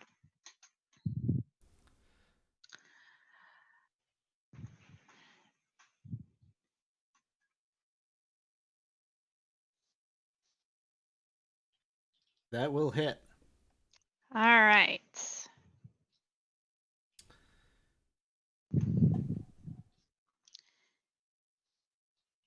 Okay, that is my turn. All right. Noel over on this side. 5, 10, 15, 20, 25, 30. Gonna take a shot down the lane at Bryn. 21 will hit. 4 points. Bryn, it is your turn. Nothing. It's nothing. All right, that's being real annoying. So we gonna. Oops, not that one. Ignore that. Ignore that. Um, No third flame strike. not for just this one. Not for that single no. Okay. All right, that one's a hit. And smush to his skull as your Eldritch Blast makes its impact. All right, and my third one's gonna go for this snake knoll thing.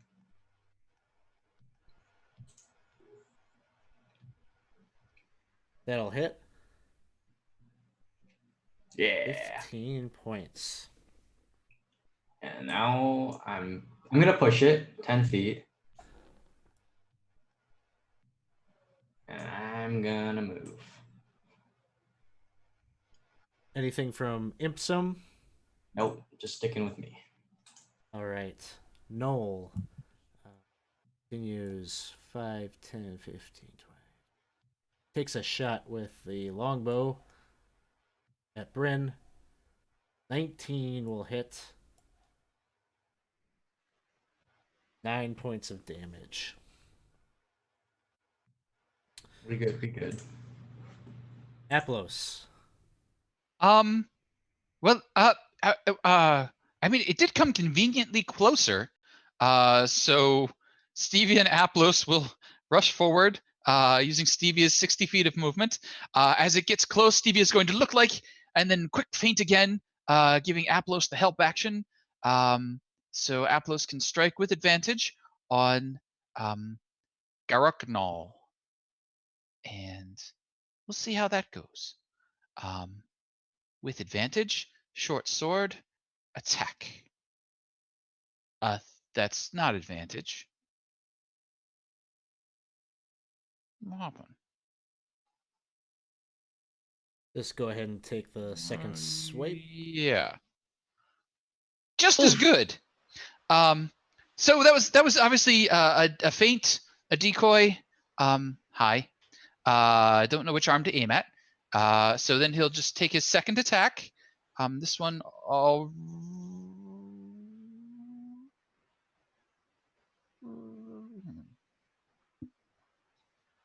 he's going to throw his Bardic Inspiration on that 13 because maybe it'll work. Bardic Inspiration is a D8 or a D It's a what? D10 now. Woo, fancy. Maybe? Does an 18 hit? It uses a reaction with one of its 6 arms to parry that strike. Ooh! You! And then he'll try a short sword attack. How about that? That will definitely hit. Taking the All moment right. to womp, you find the weak spot and thrust forward. Okay. We'll do normal damage and a level 2 smite. So normal damage and a level 2 smite. 1, 2, 3. Bonk. Additional 18. An additional 18 radiance. And then he'll just sort of like look at it. Hello. Shield up. Got its attention. It's looking at you, Lorem. We're back at the top. All right.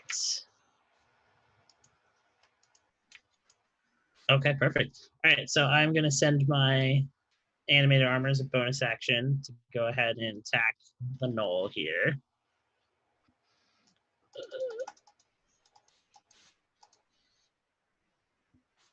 Overkill. Woo! This is all on the knoll. Yes. Like I say, if you need to have something good happening in your life, you roll those d4s. I think it's dead. It is I dead. think we're good. I think there's no way I can survive that. So I will then 2, 3, 4, 5 try and run to tuck behind this tree there. And yeah, okay, no, we're gonna cast Shatter again, this time at 3rd level on whatever this multi-armed thing is.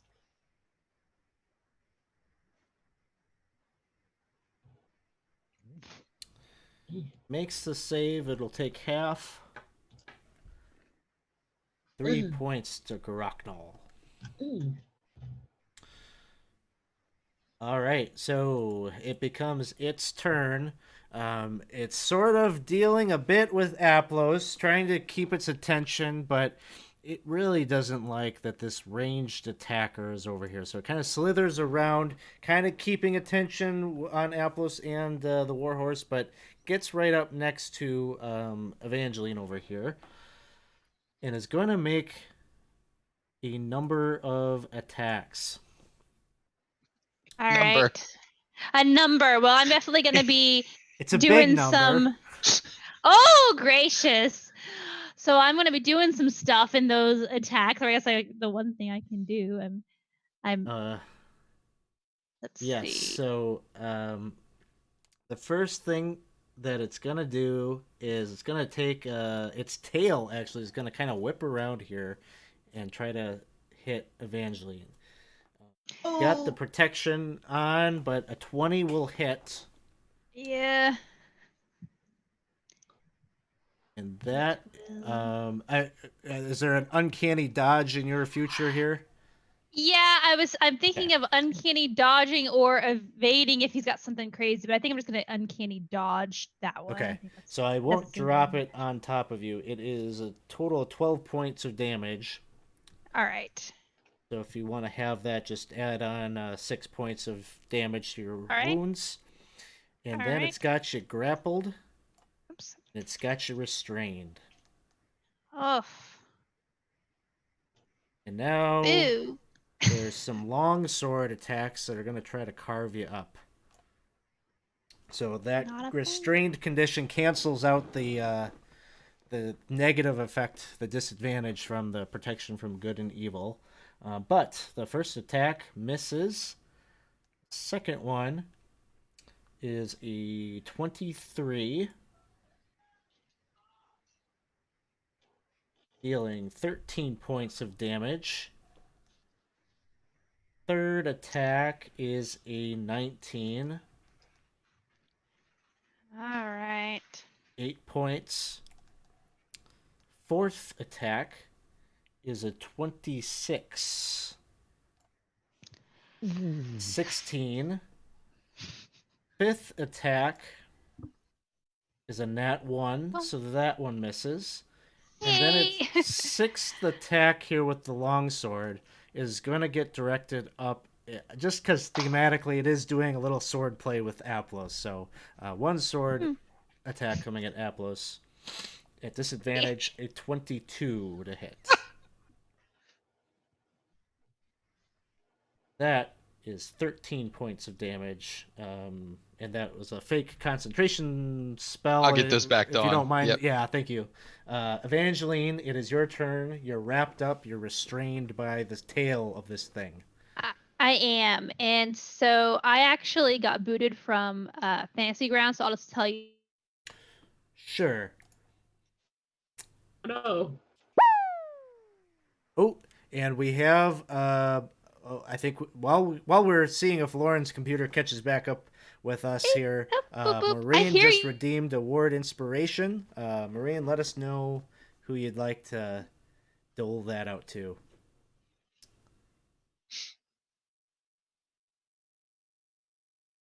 You know what? We're almost 2 hours in. Why don't we take a break here just to see if we can get Lauren back? So thanks everyone that's out in the audience. Pretty intense combat heavy session here as we're playing Descent into Avernus. There are more terrible things in store for them. So if you like watching this slog as they are trying to defend the people that are wrapped up in this memory of the past. Just drop by. We'll take maybe like a 10-minute break here, and then pick it back up. So see you in just a moment. Yep. All right, we are back.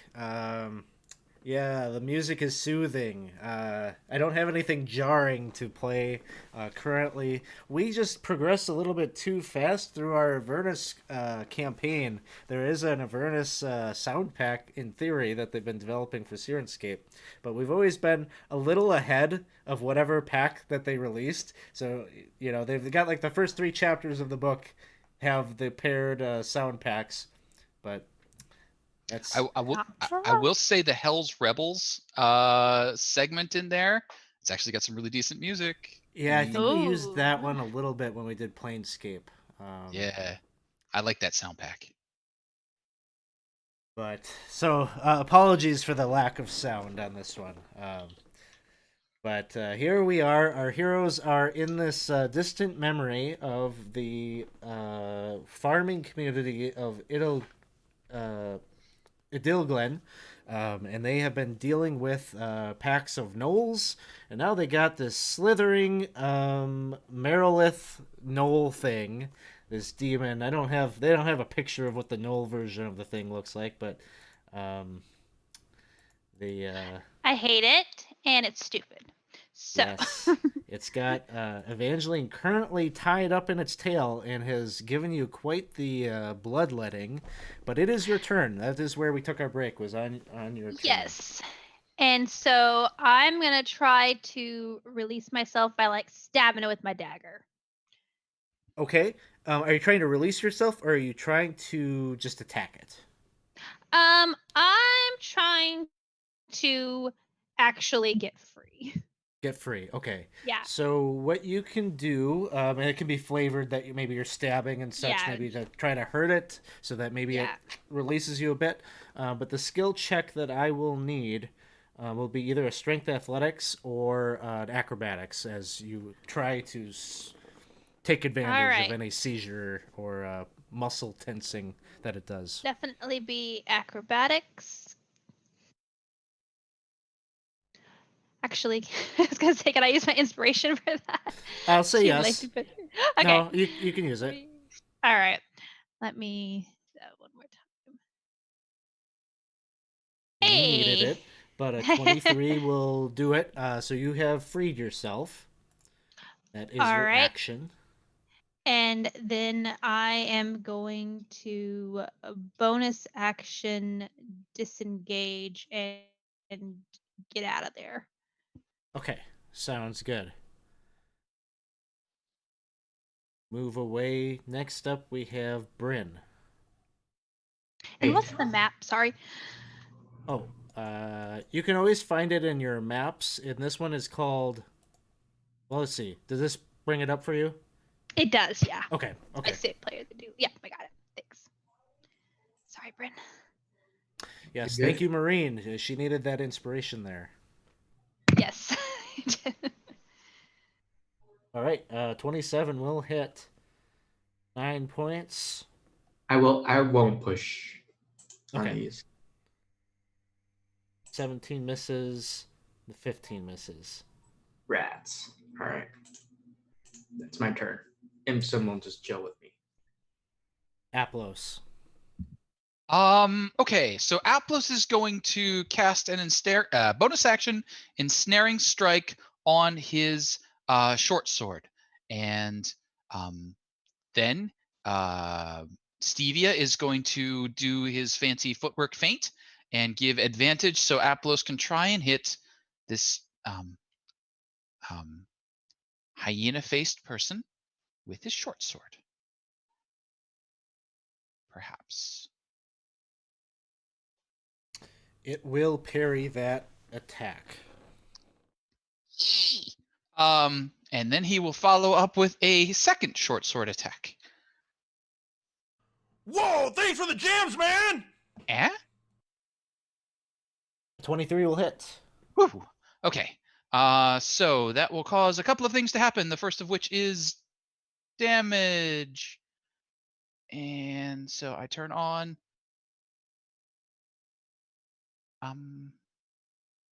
Sorry, buttons. That one. Yes. Damage. Yes. That was too many d8s. Please take the 4 away. Sounds good. I had doubled up accidentally. But then we do the ensnaring strike, and she has to make a DC 14 strength saving throw, which she does. So none of that happens. And then he will throw a first level smite because he's starting to run low, and do an extra 3 of them. 7 more. 7 more. And that is all the things that he can do right now. All right. Did we have Stevia go already? Stevia did a help action. Okay. Lorum, it is your turn.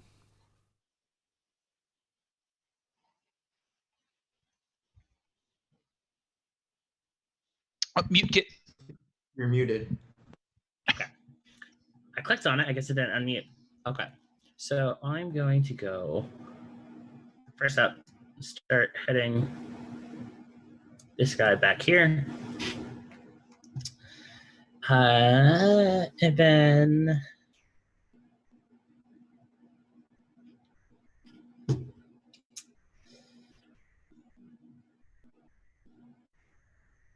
I'll go ahead and cast another Shatter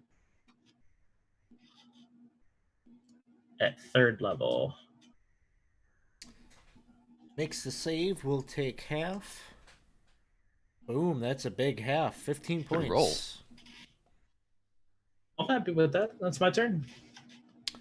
All right, Groknol is up.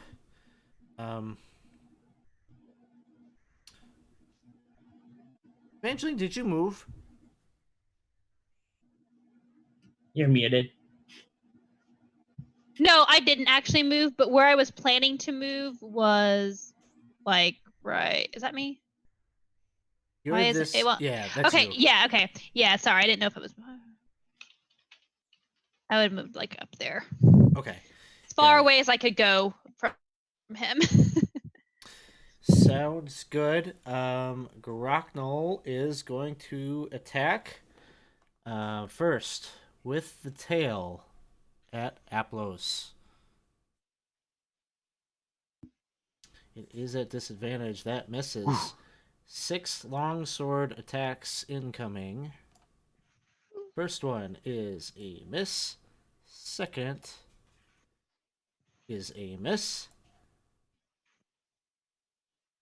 Third one at the horse. No! 25. Stevia! 9 points. You fiend. Another one at the horse. 24. 12 points. Brings Stevia down. Womp.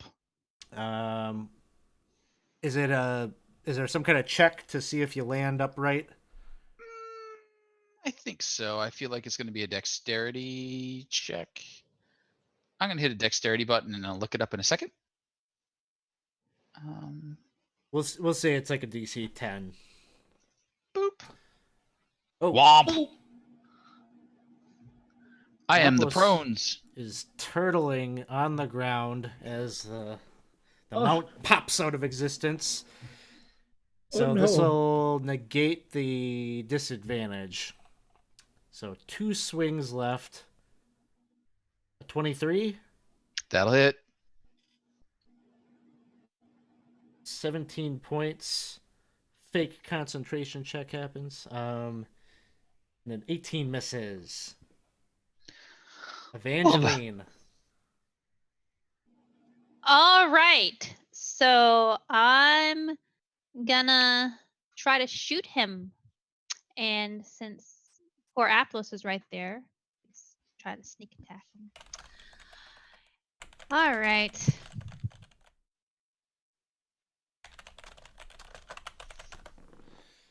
Nice. That'll hit. All right.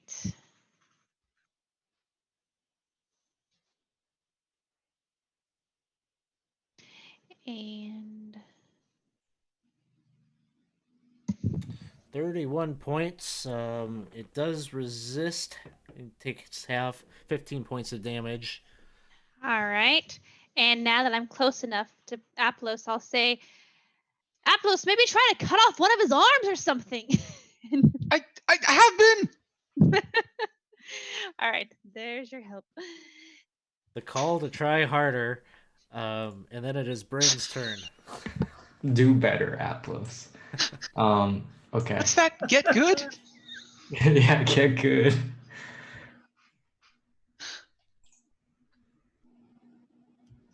A 27 will hit. 8 points. All right, I will push back with these.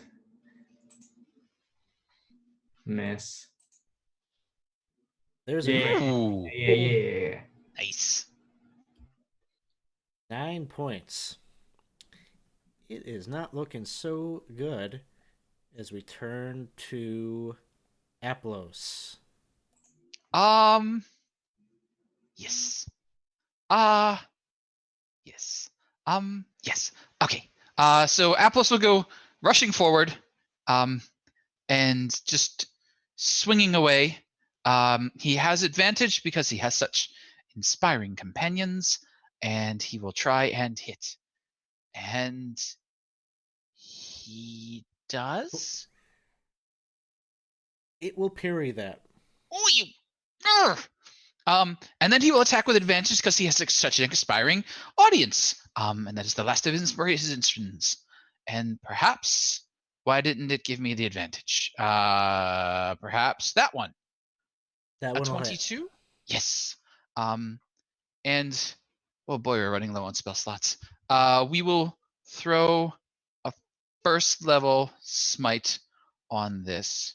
So regular damage and first level smite damage. 24 totals. 12 will. Oh, he's still alive.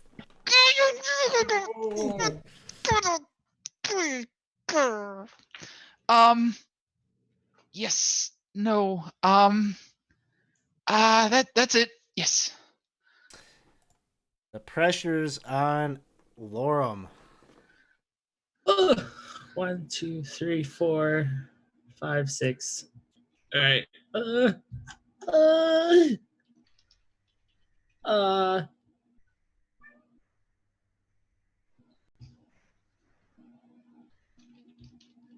Oof.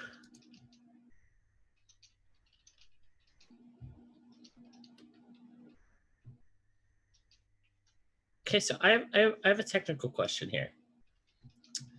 So if I have a concentration spell up with the animated objects. If I wanted to cast Witch Bolt, but not keep the concentration effect where I can do it again and again. No, that sucks. All right. Everything I have is concentration.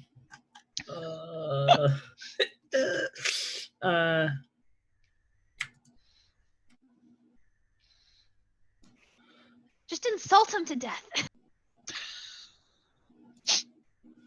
I can try. Oh my god! You got it! Make it good. What do you say? Take this, bingo wings! And that's enough to bring it down. Oh my god! Woo! And it does appear to have been a fiend, as your insult is so horrific and so insulting that it needs to Very leave cutting. the planes and go to traverse the multiverse in shame. Oh, Amazing. I can just retire as a D&D player now. As that happens, there does seem to be a moment of peace, and a woman's voice enters your mind. It sounds like the voice of that ghost that you saw in the inner sanctum in the citadel where the sword was being kept, that of Yale. And she says, "Nice work. It is time for you to take but a moment's peace, a moment's rest.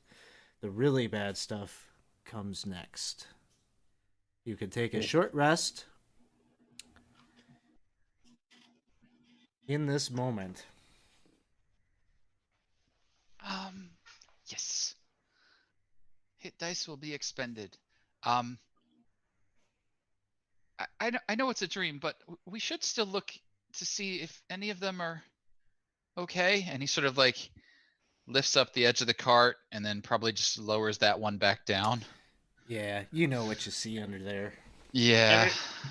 Everybody who's spending hit dice gets an additional D8 because of Song of Rest. Woo! All right, so I'm probably gonna 1, 2.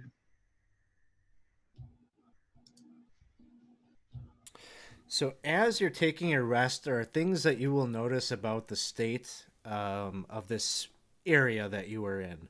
One being that the horizon, you can't really see far off. There's almost like a veil or a cloud that seems to be the boundary that contains you here in this moment, which makes it sort of difficult and is sort of the reason why you didn't see that six-armed creature coming, is because it came from beyond the cloudy veil that encapsulates the area.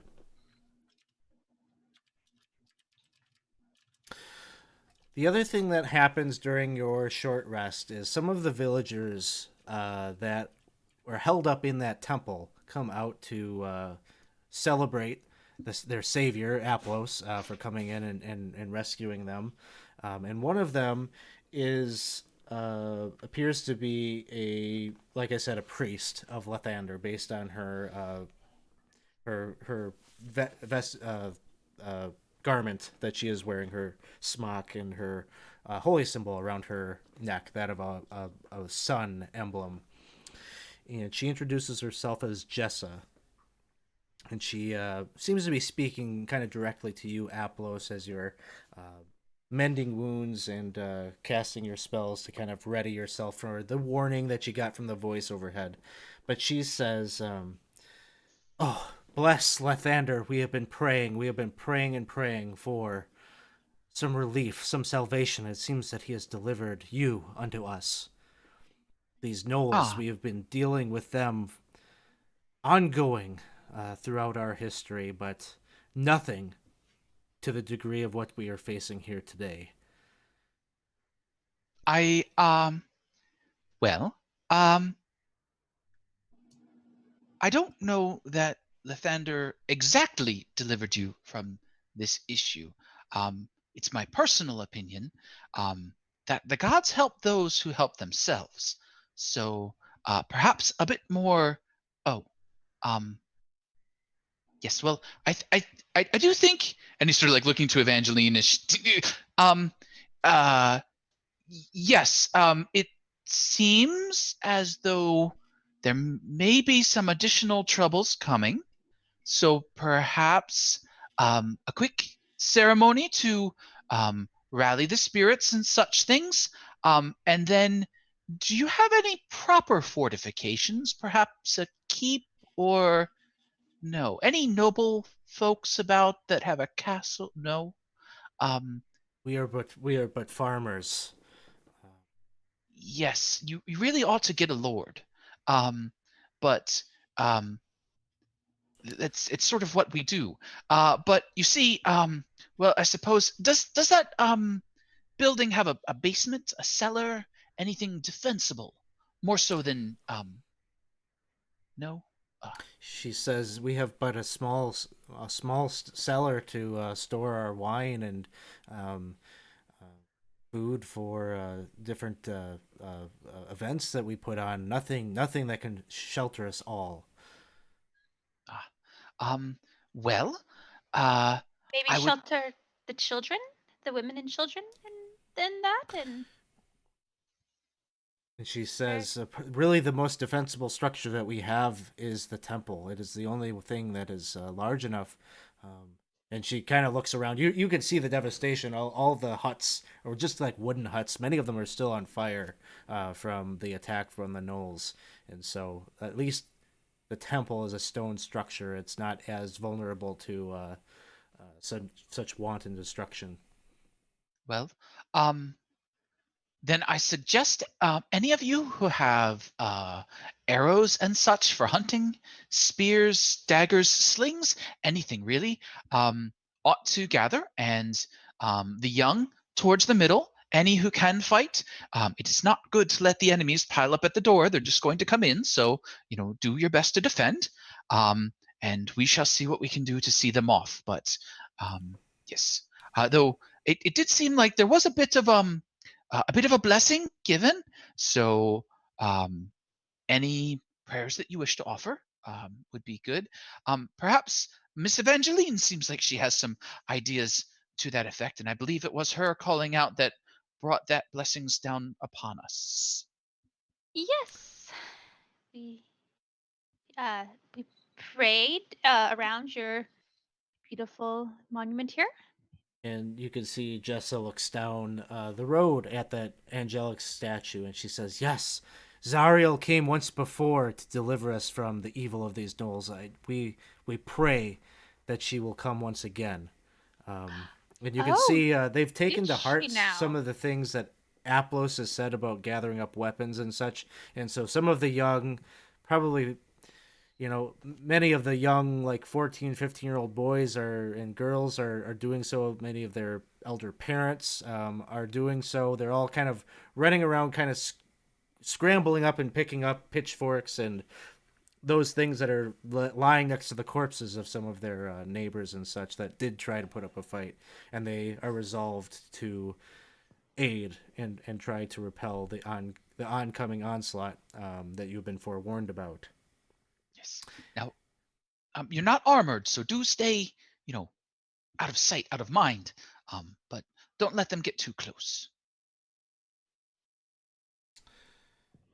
And in this moment, you can see that 6 demons appear on the western edge of Idleglen. A hulking, ape-like brute and 5 small, dog-like creatures, much like those ones that were scraping and scratching at the cart earlier. These dog-like creatures with rubbery gray bodies and big ears. Cackles in the distance signal that more enemies are on the way. Just to keep it interesting, let's hit up. I'm gonna mix up the initiative here, and we will start with Aplos. Oh, yes. And where in the world am I?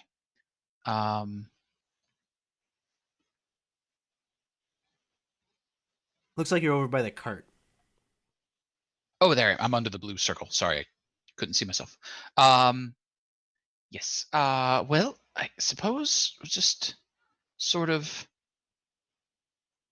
Well, it served as a barricade before, so he'll sort of stay there and he'll draw his longbow and take a shot and try and deal with Dretch number 4 way down there. I believe he'll be at disadvantage at that range, but he'll take 2 shots. Plunk. Plunk. Just yes. Let that be a warning to you. Now away with you. And then he'll like hunker down a little bit behind the cart. Sounds good. Dretch number 3.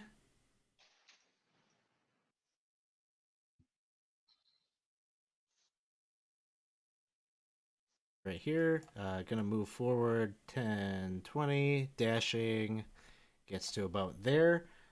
Anything from Impsum? Nope. I think he is content where he is. The Barlgura becomes running down the path here.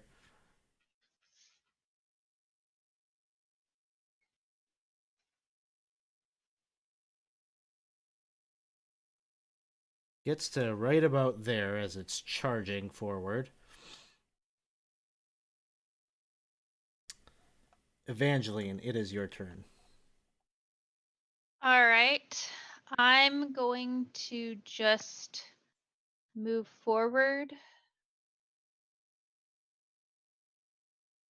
To here. And I think I get an attack with disadvantage on him from this. How far are we? Yeah. Okay.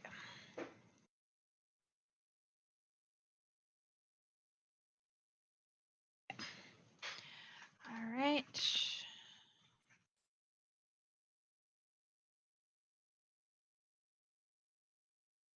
Oof. Stupid disadvantage. All right. And I will tell Aplos, since he is right next to me, Aplos, I believe in you. You're doing a really great job. We've got this. That's help for Aplos. Oh, yes. Just remember, the way that works is your target has to be within 30 feet of you. We probably haven't been playing that right most of the campaign, no, but I just forgot. because I Yeah, looked the it up target earlier. does. Yes, you're Oh. right. So he's out there. So yeah, so I'll just hang out there and be like, Okay. "We got this, Aplos." Still give him the pep talk, but it ineffectual and doesn't do anything. Oh, it does make me feel better.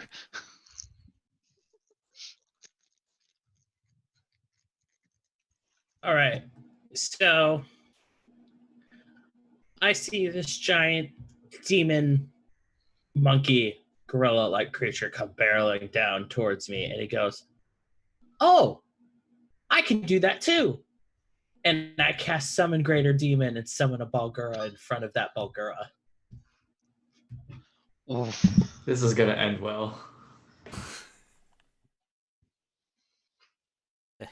Ape fight, ape fight, ape fight. All right. So I guess I'll put the concentration check on myself. Oh, Miss Evangeline, I don't seem to have recovered totally. I'm seeing double. Okay, so it has to. All right, so roll the initiative, so it'll go after me. Okay, and my armor dropped when we took that brief break because it had been over a minute. So the animate object token can get removed. Okay.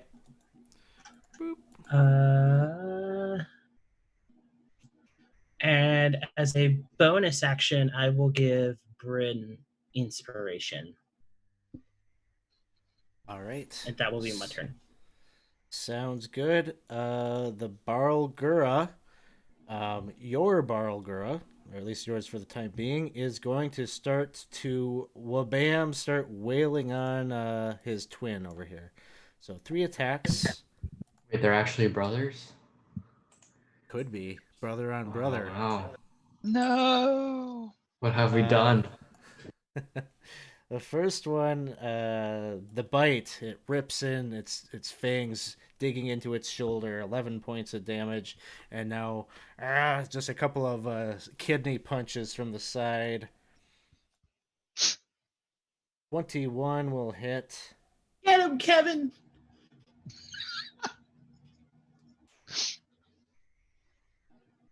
And another one hits.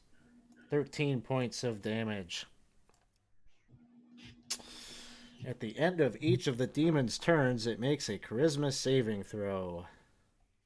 Demon has disadvantage on this saving throw if you say its true name. Which is obviously Kevin. It's Kevin, right? Yeah. You're really hoping it's Kevin. There is a chance.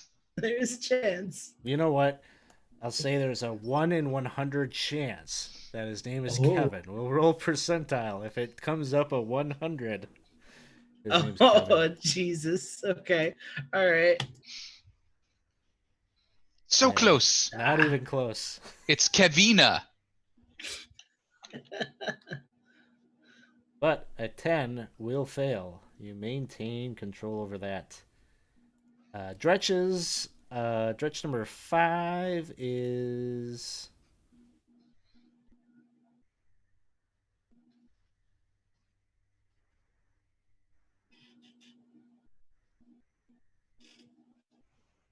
which one is 5? Is it the one in the middle and back there?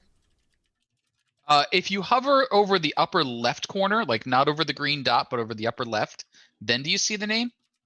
No, because I've got some kind of weird thing that it's putting these icons up. I must have put some kind of weird. It is the most Bottom southern right. one. Dretch 5 is the most southern one. Yeah. The southern one, okay.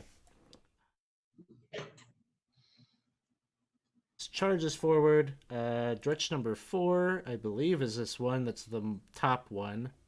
Yes. That one charges forward. Bryn, it is your turn. Get him, Kevin.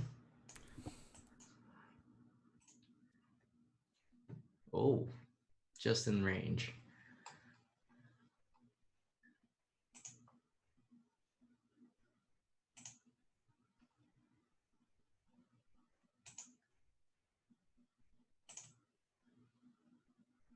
Ah, Nice. Ooh, and that one goes down. last.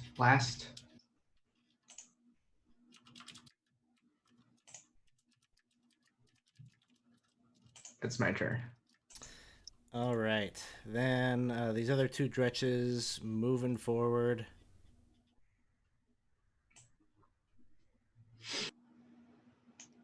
Another one right behind it. At the start of the second round, you hear the cries and the calls from the southern area, and you can see a number of the young lads and ladies that have picked up pitchforks and such that are trying to deal with some of the tragedy that's happening in the background. There are some gnolls that it seems that they are trying to intercept. So you should see them. I think they are down on the southern end of town. Mhm. Yeah, if you can see that squad, there does seem to be some of the townsfolk are heading that way to deal with them. They're woefully outmatched, and these gnolls will make quick work of them. Aplos, it is your turn. So Aplos will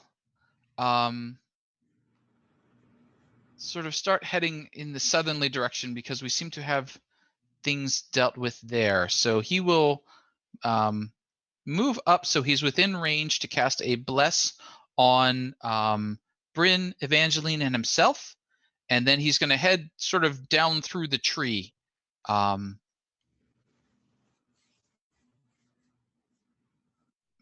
Evangeline and himself, and cast bless. Plus Evangeline. Okay. Oh, do we still have protection from evil from the statue? I think it was you an wouldn't. hour, It was an hour, yeah. So with Okay. the short rest, it's gone. No worries.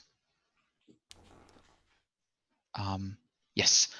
So that's action, and then movement. He will just continue on south, and he will be calling out. No, back in the houses. Attack from cover. You know, this is. They really ought to have a noble.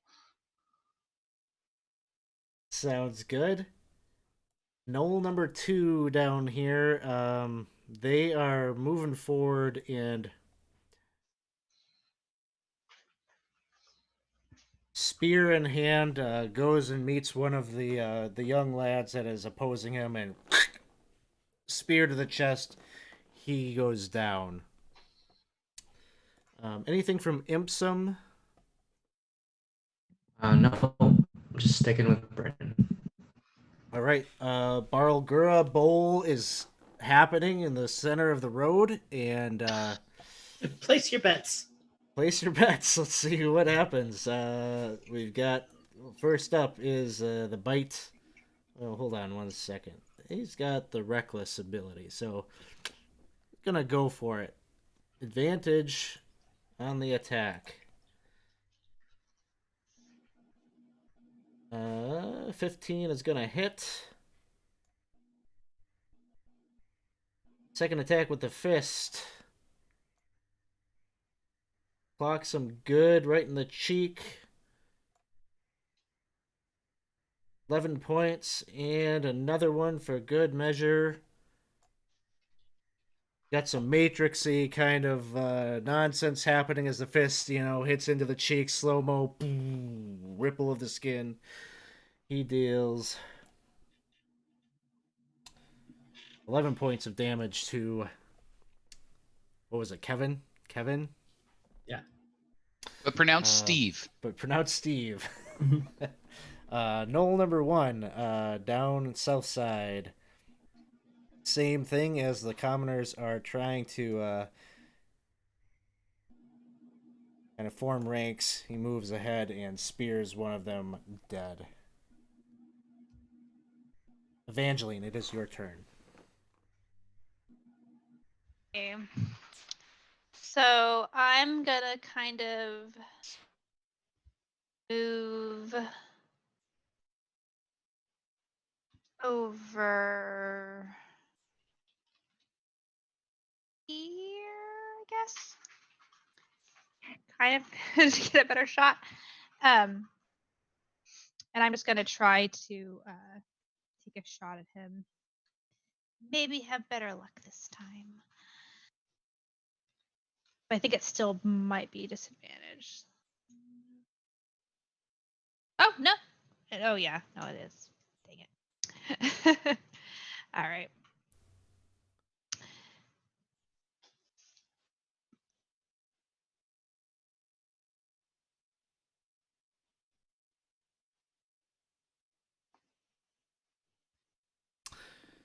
Diablo Bob, thanks for the heads up on the setting. I think I found it. I think I solved my token issue. Oh, I know why it rolled extra. Because I had bless. That's what.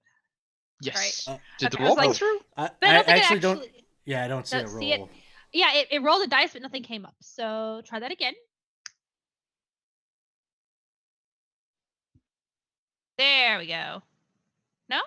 No. Come on. It's like it's Come rolling. on! I like see ya. On my end, it looks like you've disconnected. Oh So Did no! it? Oh, So damn I it. don't know if Okay. there's like some lag time or something that happened It there. might But be. Okay. did, I will. Did you see a number? Yeah, it was 12. So plus 8.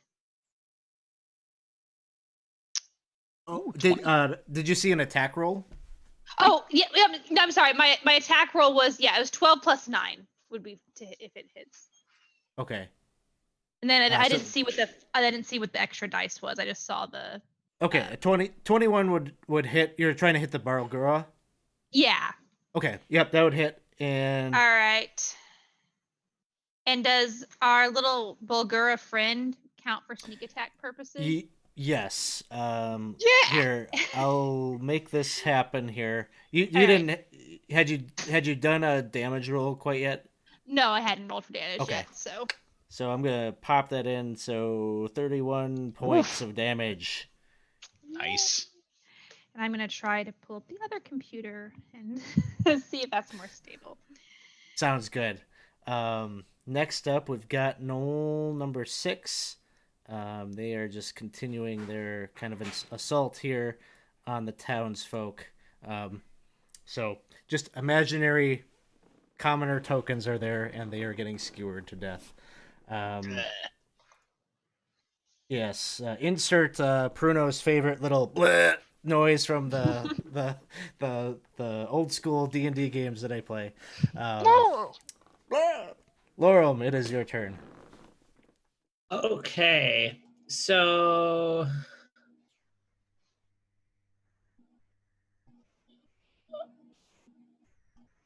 there's not too much that I could do from here.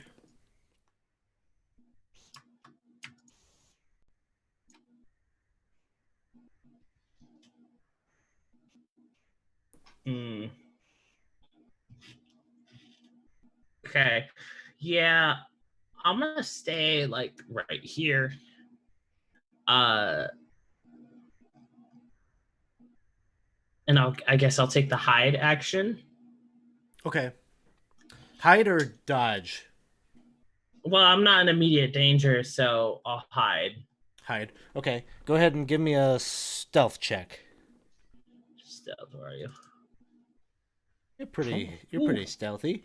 Pretty hidden.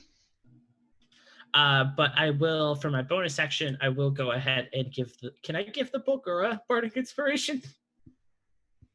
Sure. Let's do it. Sounds good. I'm just waiting for this to turn the other way. As long as he doesn't use the inspiration on his charisma save. Well, Yeah. technically, Bardic Inspiration expires if you don't use it that turn.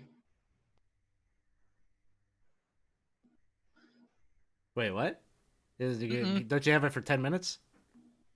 It's either 1 or 10. Oh, it's for 10 minutes. Oh, never mind. Oh no, I didn't realize he could use it on the save.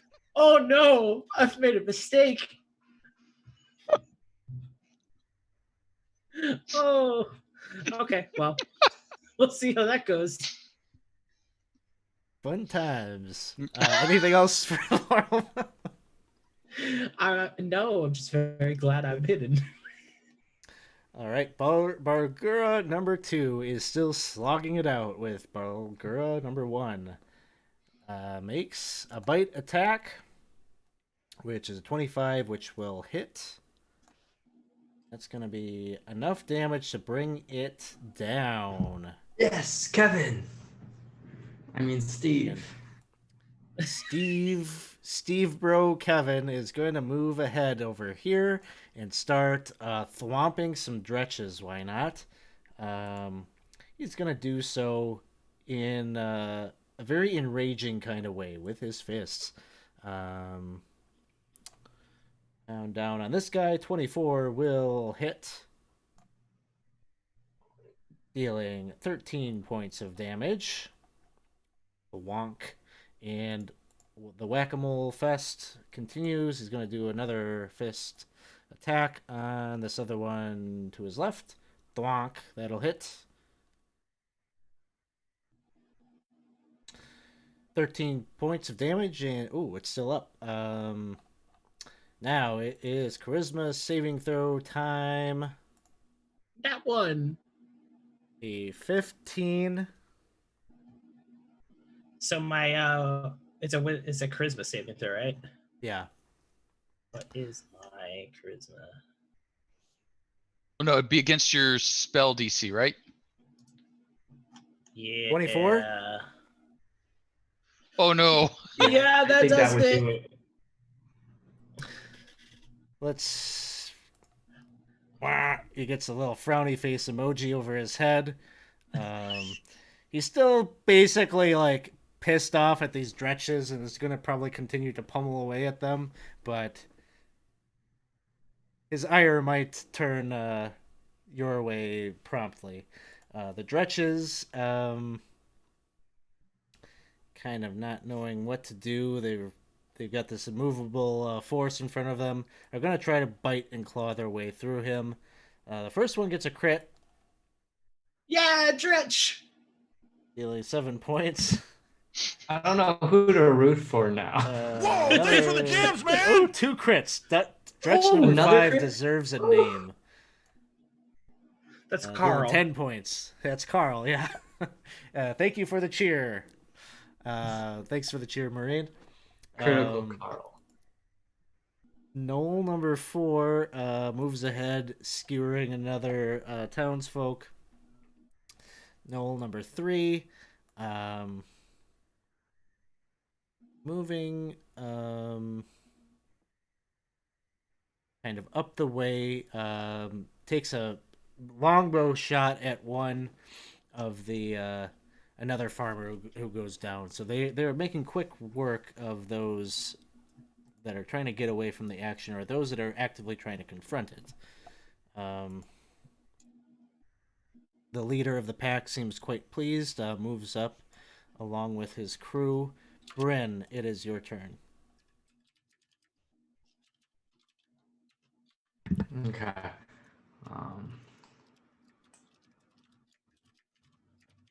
Oops. That's not it.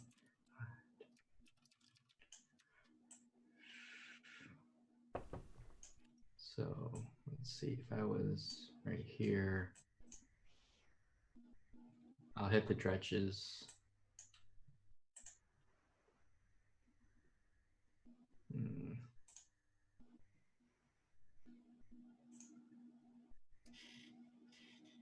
Seven points to Dretch 2. A crit. Ooh. That one goes down. And then let's see.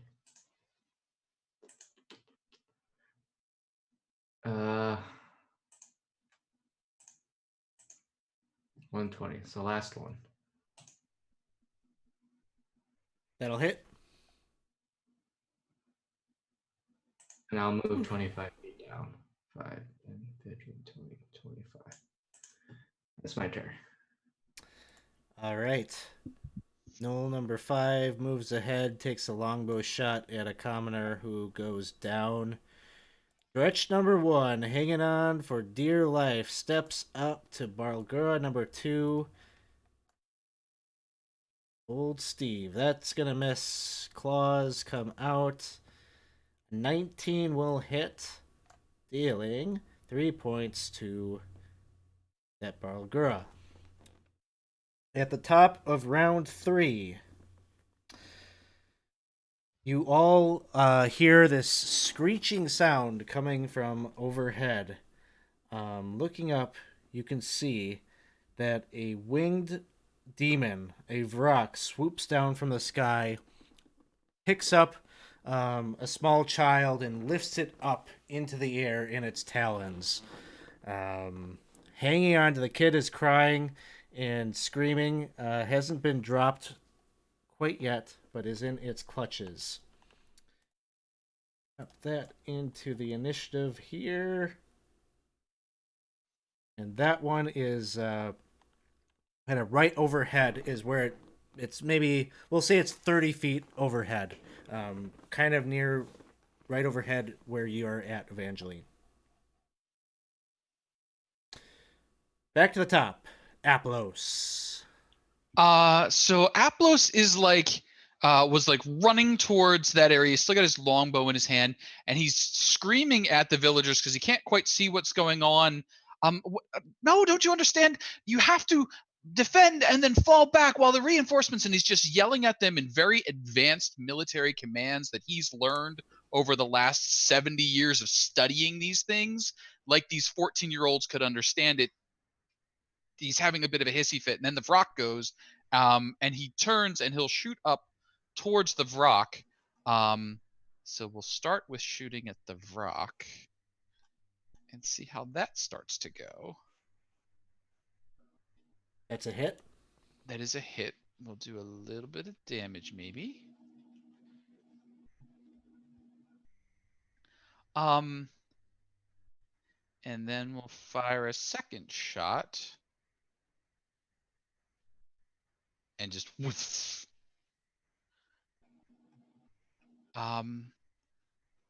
and he's having a little bit of a hissy fit, and that's where he is right now. The Knoll pack down here is continuing to push forward. And they move up to about here, continuing to slaughter in their wake. Anything that Imsum wants to do? No, just sticking with Bryn. Knoll number 1 moves up as they're clearing a path into the town. Evangeline, it is your turn. Right, And this I'm young still trying one to is get probably like a 5-year-old. Oof. Okay. I'm still trying to get into fantasy ground, so I'm just gonna picture this in my head and explain what's going on. So it's directly above me. About how far up? 30 feet. 30 feet. Okay. So I'm going to try. Oof. Okay, I'm going to use my inspiration for this. I'm going to try to use my inspiration and take a shot at its talons to let this child go, and then catch the baby, on the downfall to keep it from crashing to the earth. So that's what I'm going to try to do. Yeah, that sounds good. So using inspiration, you said you're not in Fantasy Grounds? I'm not. It's just Okay. now coming up. It had to update, and because I use the other computer, and it was a whole thing. So But- with a 32, that's a pretty on the point Hey! shot. Sticks into one of the demonic talons of this thing. You get sneak attack because you got advantage on that. So that will be 27 points of damage. It is partially resisted. I'm going to give the Vrak a saving throw to see if it releases or not. It robs the child. So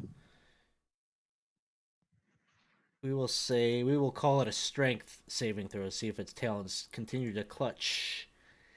It gets a 15. I'm gonna say that's high enough. I was looking for a 13. I kind of set the DC in my head as a 13, so still has it on. But you think that this could be a viable strategy for it to release?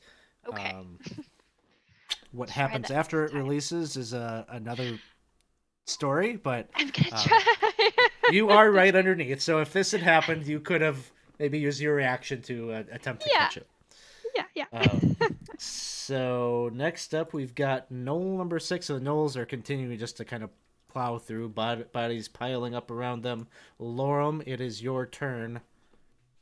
Okay, so I am going to, as my action, cast Animate Objects again on the pile of crossbow bolts on the ground. Okay. And then as a bonus action, I will have them attack the Vrock. Sounds good. I'll throw that same kind of token back out there. Okay, so And you said, what was it, +8? +8. So the lowest number is a 9.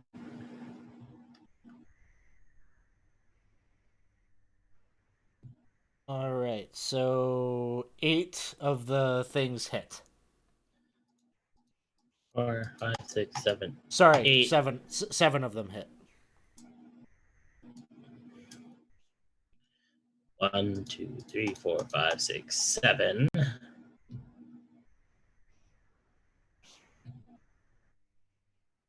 I'm gonna do 3, 4, 5, 6, 7. Here we are.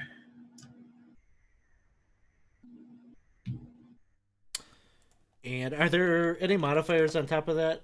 +4 Yeah, to it each did of them. but it only did the +4 once, so that would be an additional 24 on top of that because it's missing 6 +4s. I'm not great at math. Is that 42? Yes. Yes. Okay. Yes. Yes. Sounds good. I'll have the Vrock do. Are you trying to attempt the same type of thing that Evangeline is? Do you want it to release? Yeah, I was aiming at it. Okay. Well, nobody's prepared to catch the. You're muted. I have a reaction still, so I will catch this child. Okay, all right, yeah. If that's the case, then yeah, I was definitely trying to just turn its legs into Swiss cheese. I roll an 11. It's like getting hit by all these different objects that are piercing through its talons and through its hide. It releases a child in an attempt to kind of like, evade all of these attacks that it is enduring. And this is where the little 5-year-old comes dropping. And Evangeline, you've been in this position trying to rescue kids before. Can you do it again? I will say, give me an acrobatics check to see if you can do the dramatic leap. All right. And cool. arms out that you need. So I actually don't have access to Evangeline, so I'm just going to throw a d20 in, and then I have a +5 for acrobatics. So let's go with that. All right, you got it. You do Hey! a leap of faith down, close your eyes, and just hope that you're in the spot that you need to be, and you are. Just saving the cat at the beginning of the campaign prepared us for this moment. Yes. Okay. All right. Angry Barlgura down at the end of the row there is biting and swatting at these dretches. First attack will hit. And that dretch goes down. Fist attack.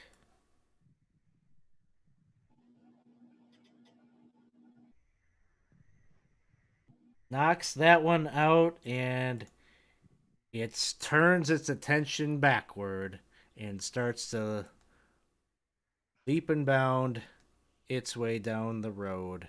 Gets to about there. You got it, Bryn. Kevin looks angry. Kevin? Steve. Steve? Noel's moving forward. We'll just keep them. I'll just kind of move them all at once here as they're making their way. Bryn, it is your turn. All right. Bryn outstretches her arms to welcome Steve until she realizes that is not a happy face. Here's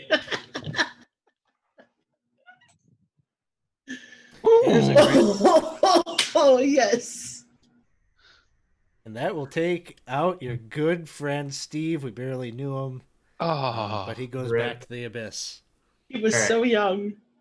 Then the last two are going to go for our poor Rock.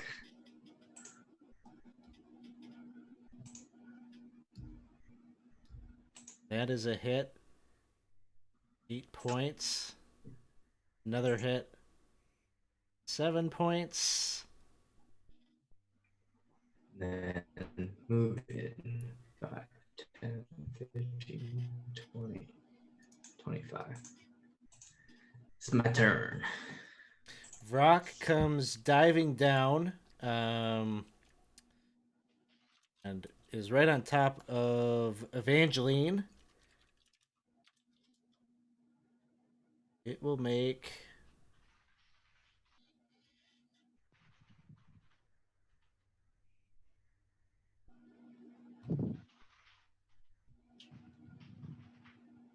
it's kind of flying right on top of you, Evangeline.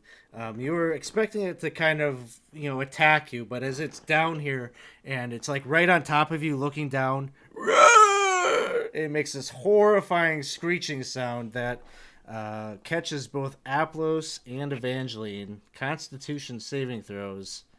Oof. Evangeline makes it. on top of the D4, we should also have a +2 in case we need it. Okay. Thank you, Casey. Yay. And Aplos makes it as well. Knowles have moved forward at this point. Back to the top, Aplos. Aplos is still just pitching a hissy fit right now. And why are there children out in the streets? Who is in charge around here? This is ridiculous. And he'll still shoot at the rock with. Is the rock ground level or still up a bit? Yeah, it's basically like 10. Well, not quite ground level, but like 10 feet off the ground, kind of hovering. Short sword in the air level, or Ooh, can I stab it? If you were on your mount, yes, but probably not Nope. from standing position. Don't rub it I in. just Alex. rub it in there. Yeah. So we'll take the longbow shots. Longbow number 1. Longbow number 2. There's Yay. one. Beep. Takes a point.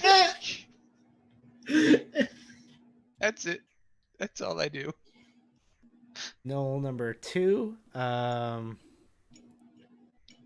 Many of the villagers at this point, those that weren't brave enough to face them, have since scattered. And so they are charging forward 5, 10, 15, 20, 25, 30. This one gets to here. I was going to dash. So right there. Anything for Impsum? Oh, I'm just gonna come up next to Bryn. Boop. Next Knoll, 5, 10, 15, 20. Rounds the corner here with a dash. And Bryn, you can see right from around the corner, at least one of them is coming basically out to meet you. Evangeline, it is your turn. All right. I am going to take a shot at Rock. And I still don't have access to it. I mean, I'm in Fantasy Grounds. I just don't have the character released. Okay. though. You need the piece, the character Yeah. sheet released on your new PC. Yes. Okay, you should be able to grab control of it now. Okay, let me see. Yes, now I got it. Thanks. All right. So, I'm going to.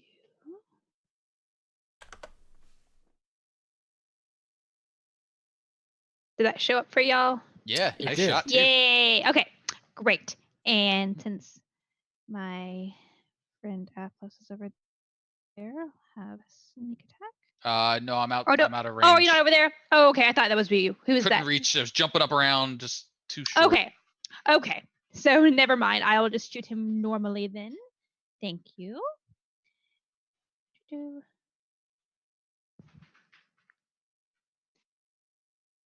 All right.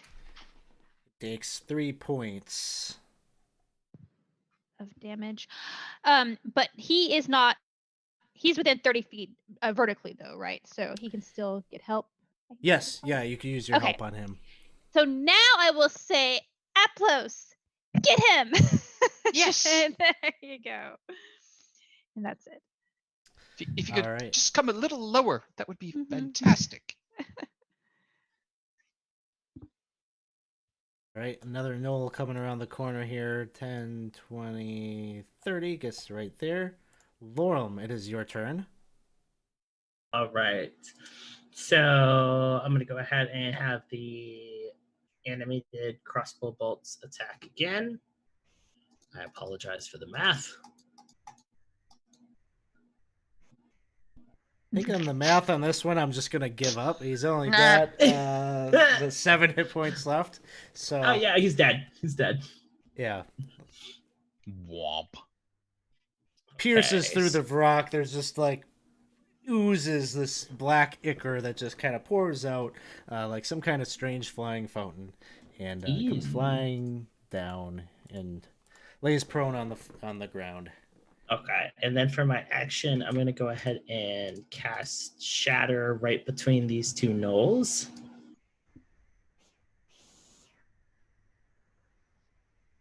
One success, one failure. Looks like both are still up. All right, and that's my turn. Knoll number 4. 5,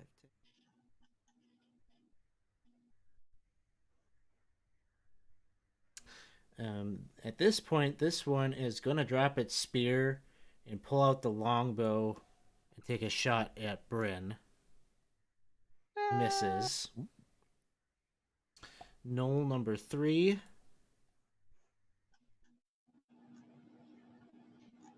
Dashes around the corner. Gets to right there. Pack Lord is making his way 5, 10, 15, 20. Dash around the corner. Gets to right there. Bryn, it is your turn. Okay, I think we've reached critical mass. Flame strike. I was waiting for it. All right.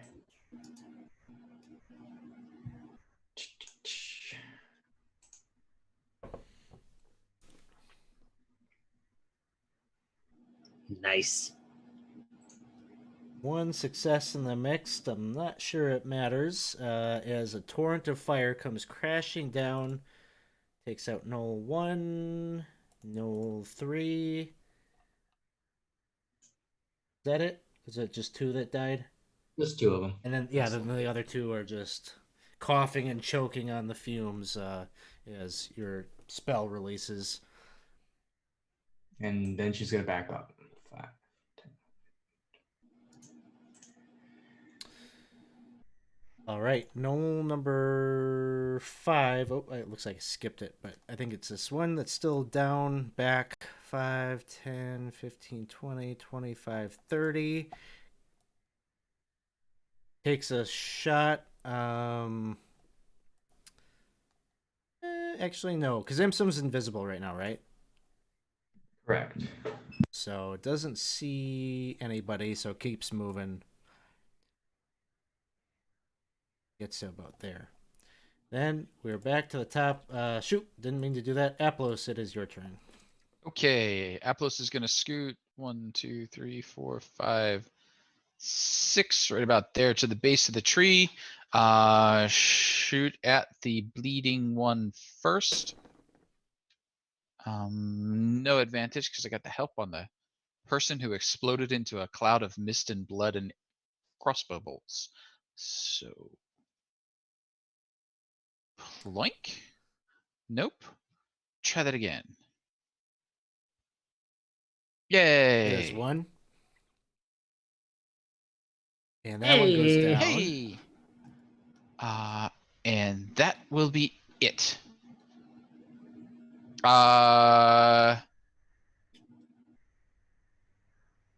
Actually, they're close enough that he will drop his longbow, draw his short sword, thinking they're probably going to close. No shield yet. Sounds good. The knoll down around the corner there, knoll number 1, drops its spear, pulls out a longbow, takes a shot at seeing Aplos gearing up. That will miss. Impsum. Flying to Brian. Evangeline. Actually, that's not Brendan, is it?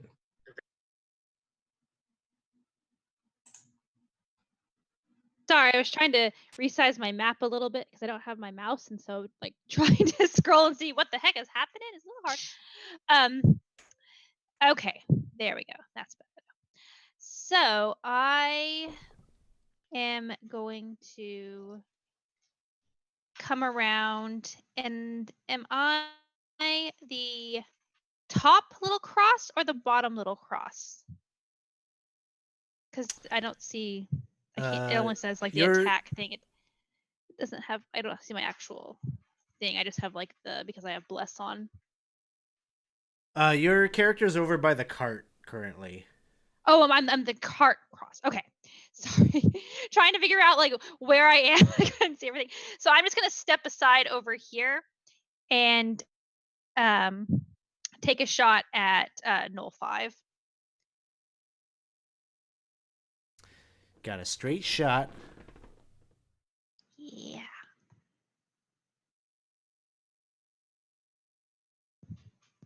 And that's a hit. All right. 8 points of damage. He's still up. He's got one of your crossbow bolts sticking out of his chest. Take that. All right. And yeah, that's all I can do. That's it. All right, Lorem, it is your turn. All right. I am going to move the animated armor over this way. 2, 3, 4, 5, 6. Okay. And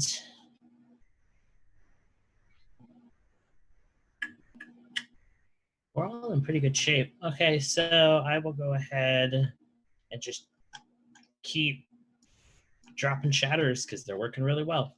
So I'll drop a shatter in between these two. All right, both fail. And one of them goes down, knoll number 5, the one that just Evangeline just shot at. That's my turn. All right, knoll number 4 has a longbow in hand, moves up 5, 10, 15, 20, 25, 30. Is going to take a shot at Bryn.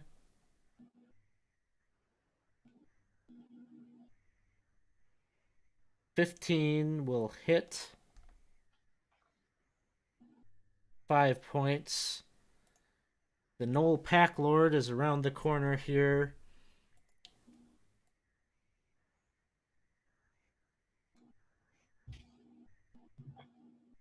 And it is going to move ahead. Right up here by Aplos and make 2 attacks. It has a glaive in hand. Well, I guess it doesn't move quite that far. It's got reach, so it's going to move right there. Take 2 swings with the glaive. First one is a really embarrassing blow as it tries to like do this kind of like overhand, almost like it's going to like jab you in the head, and then just like sticks its lawn dart in the ground and has to like use a lot of energy and strength to pull it back up, but is going to attempt a second strike as it steps forward, and 24 to hit makes up for it, dealing 11 points of damage. Oh, there goes my bless. Oh, that was a bless. Okay. And with that, you can see it looks really empowered by the fact that it struck this blow, and is calling out and commands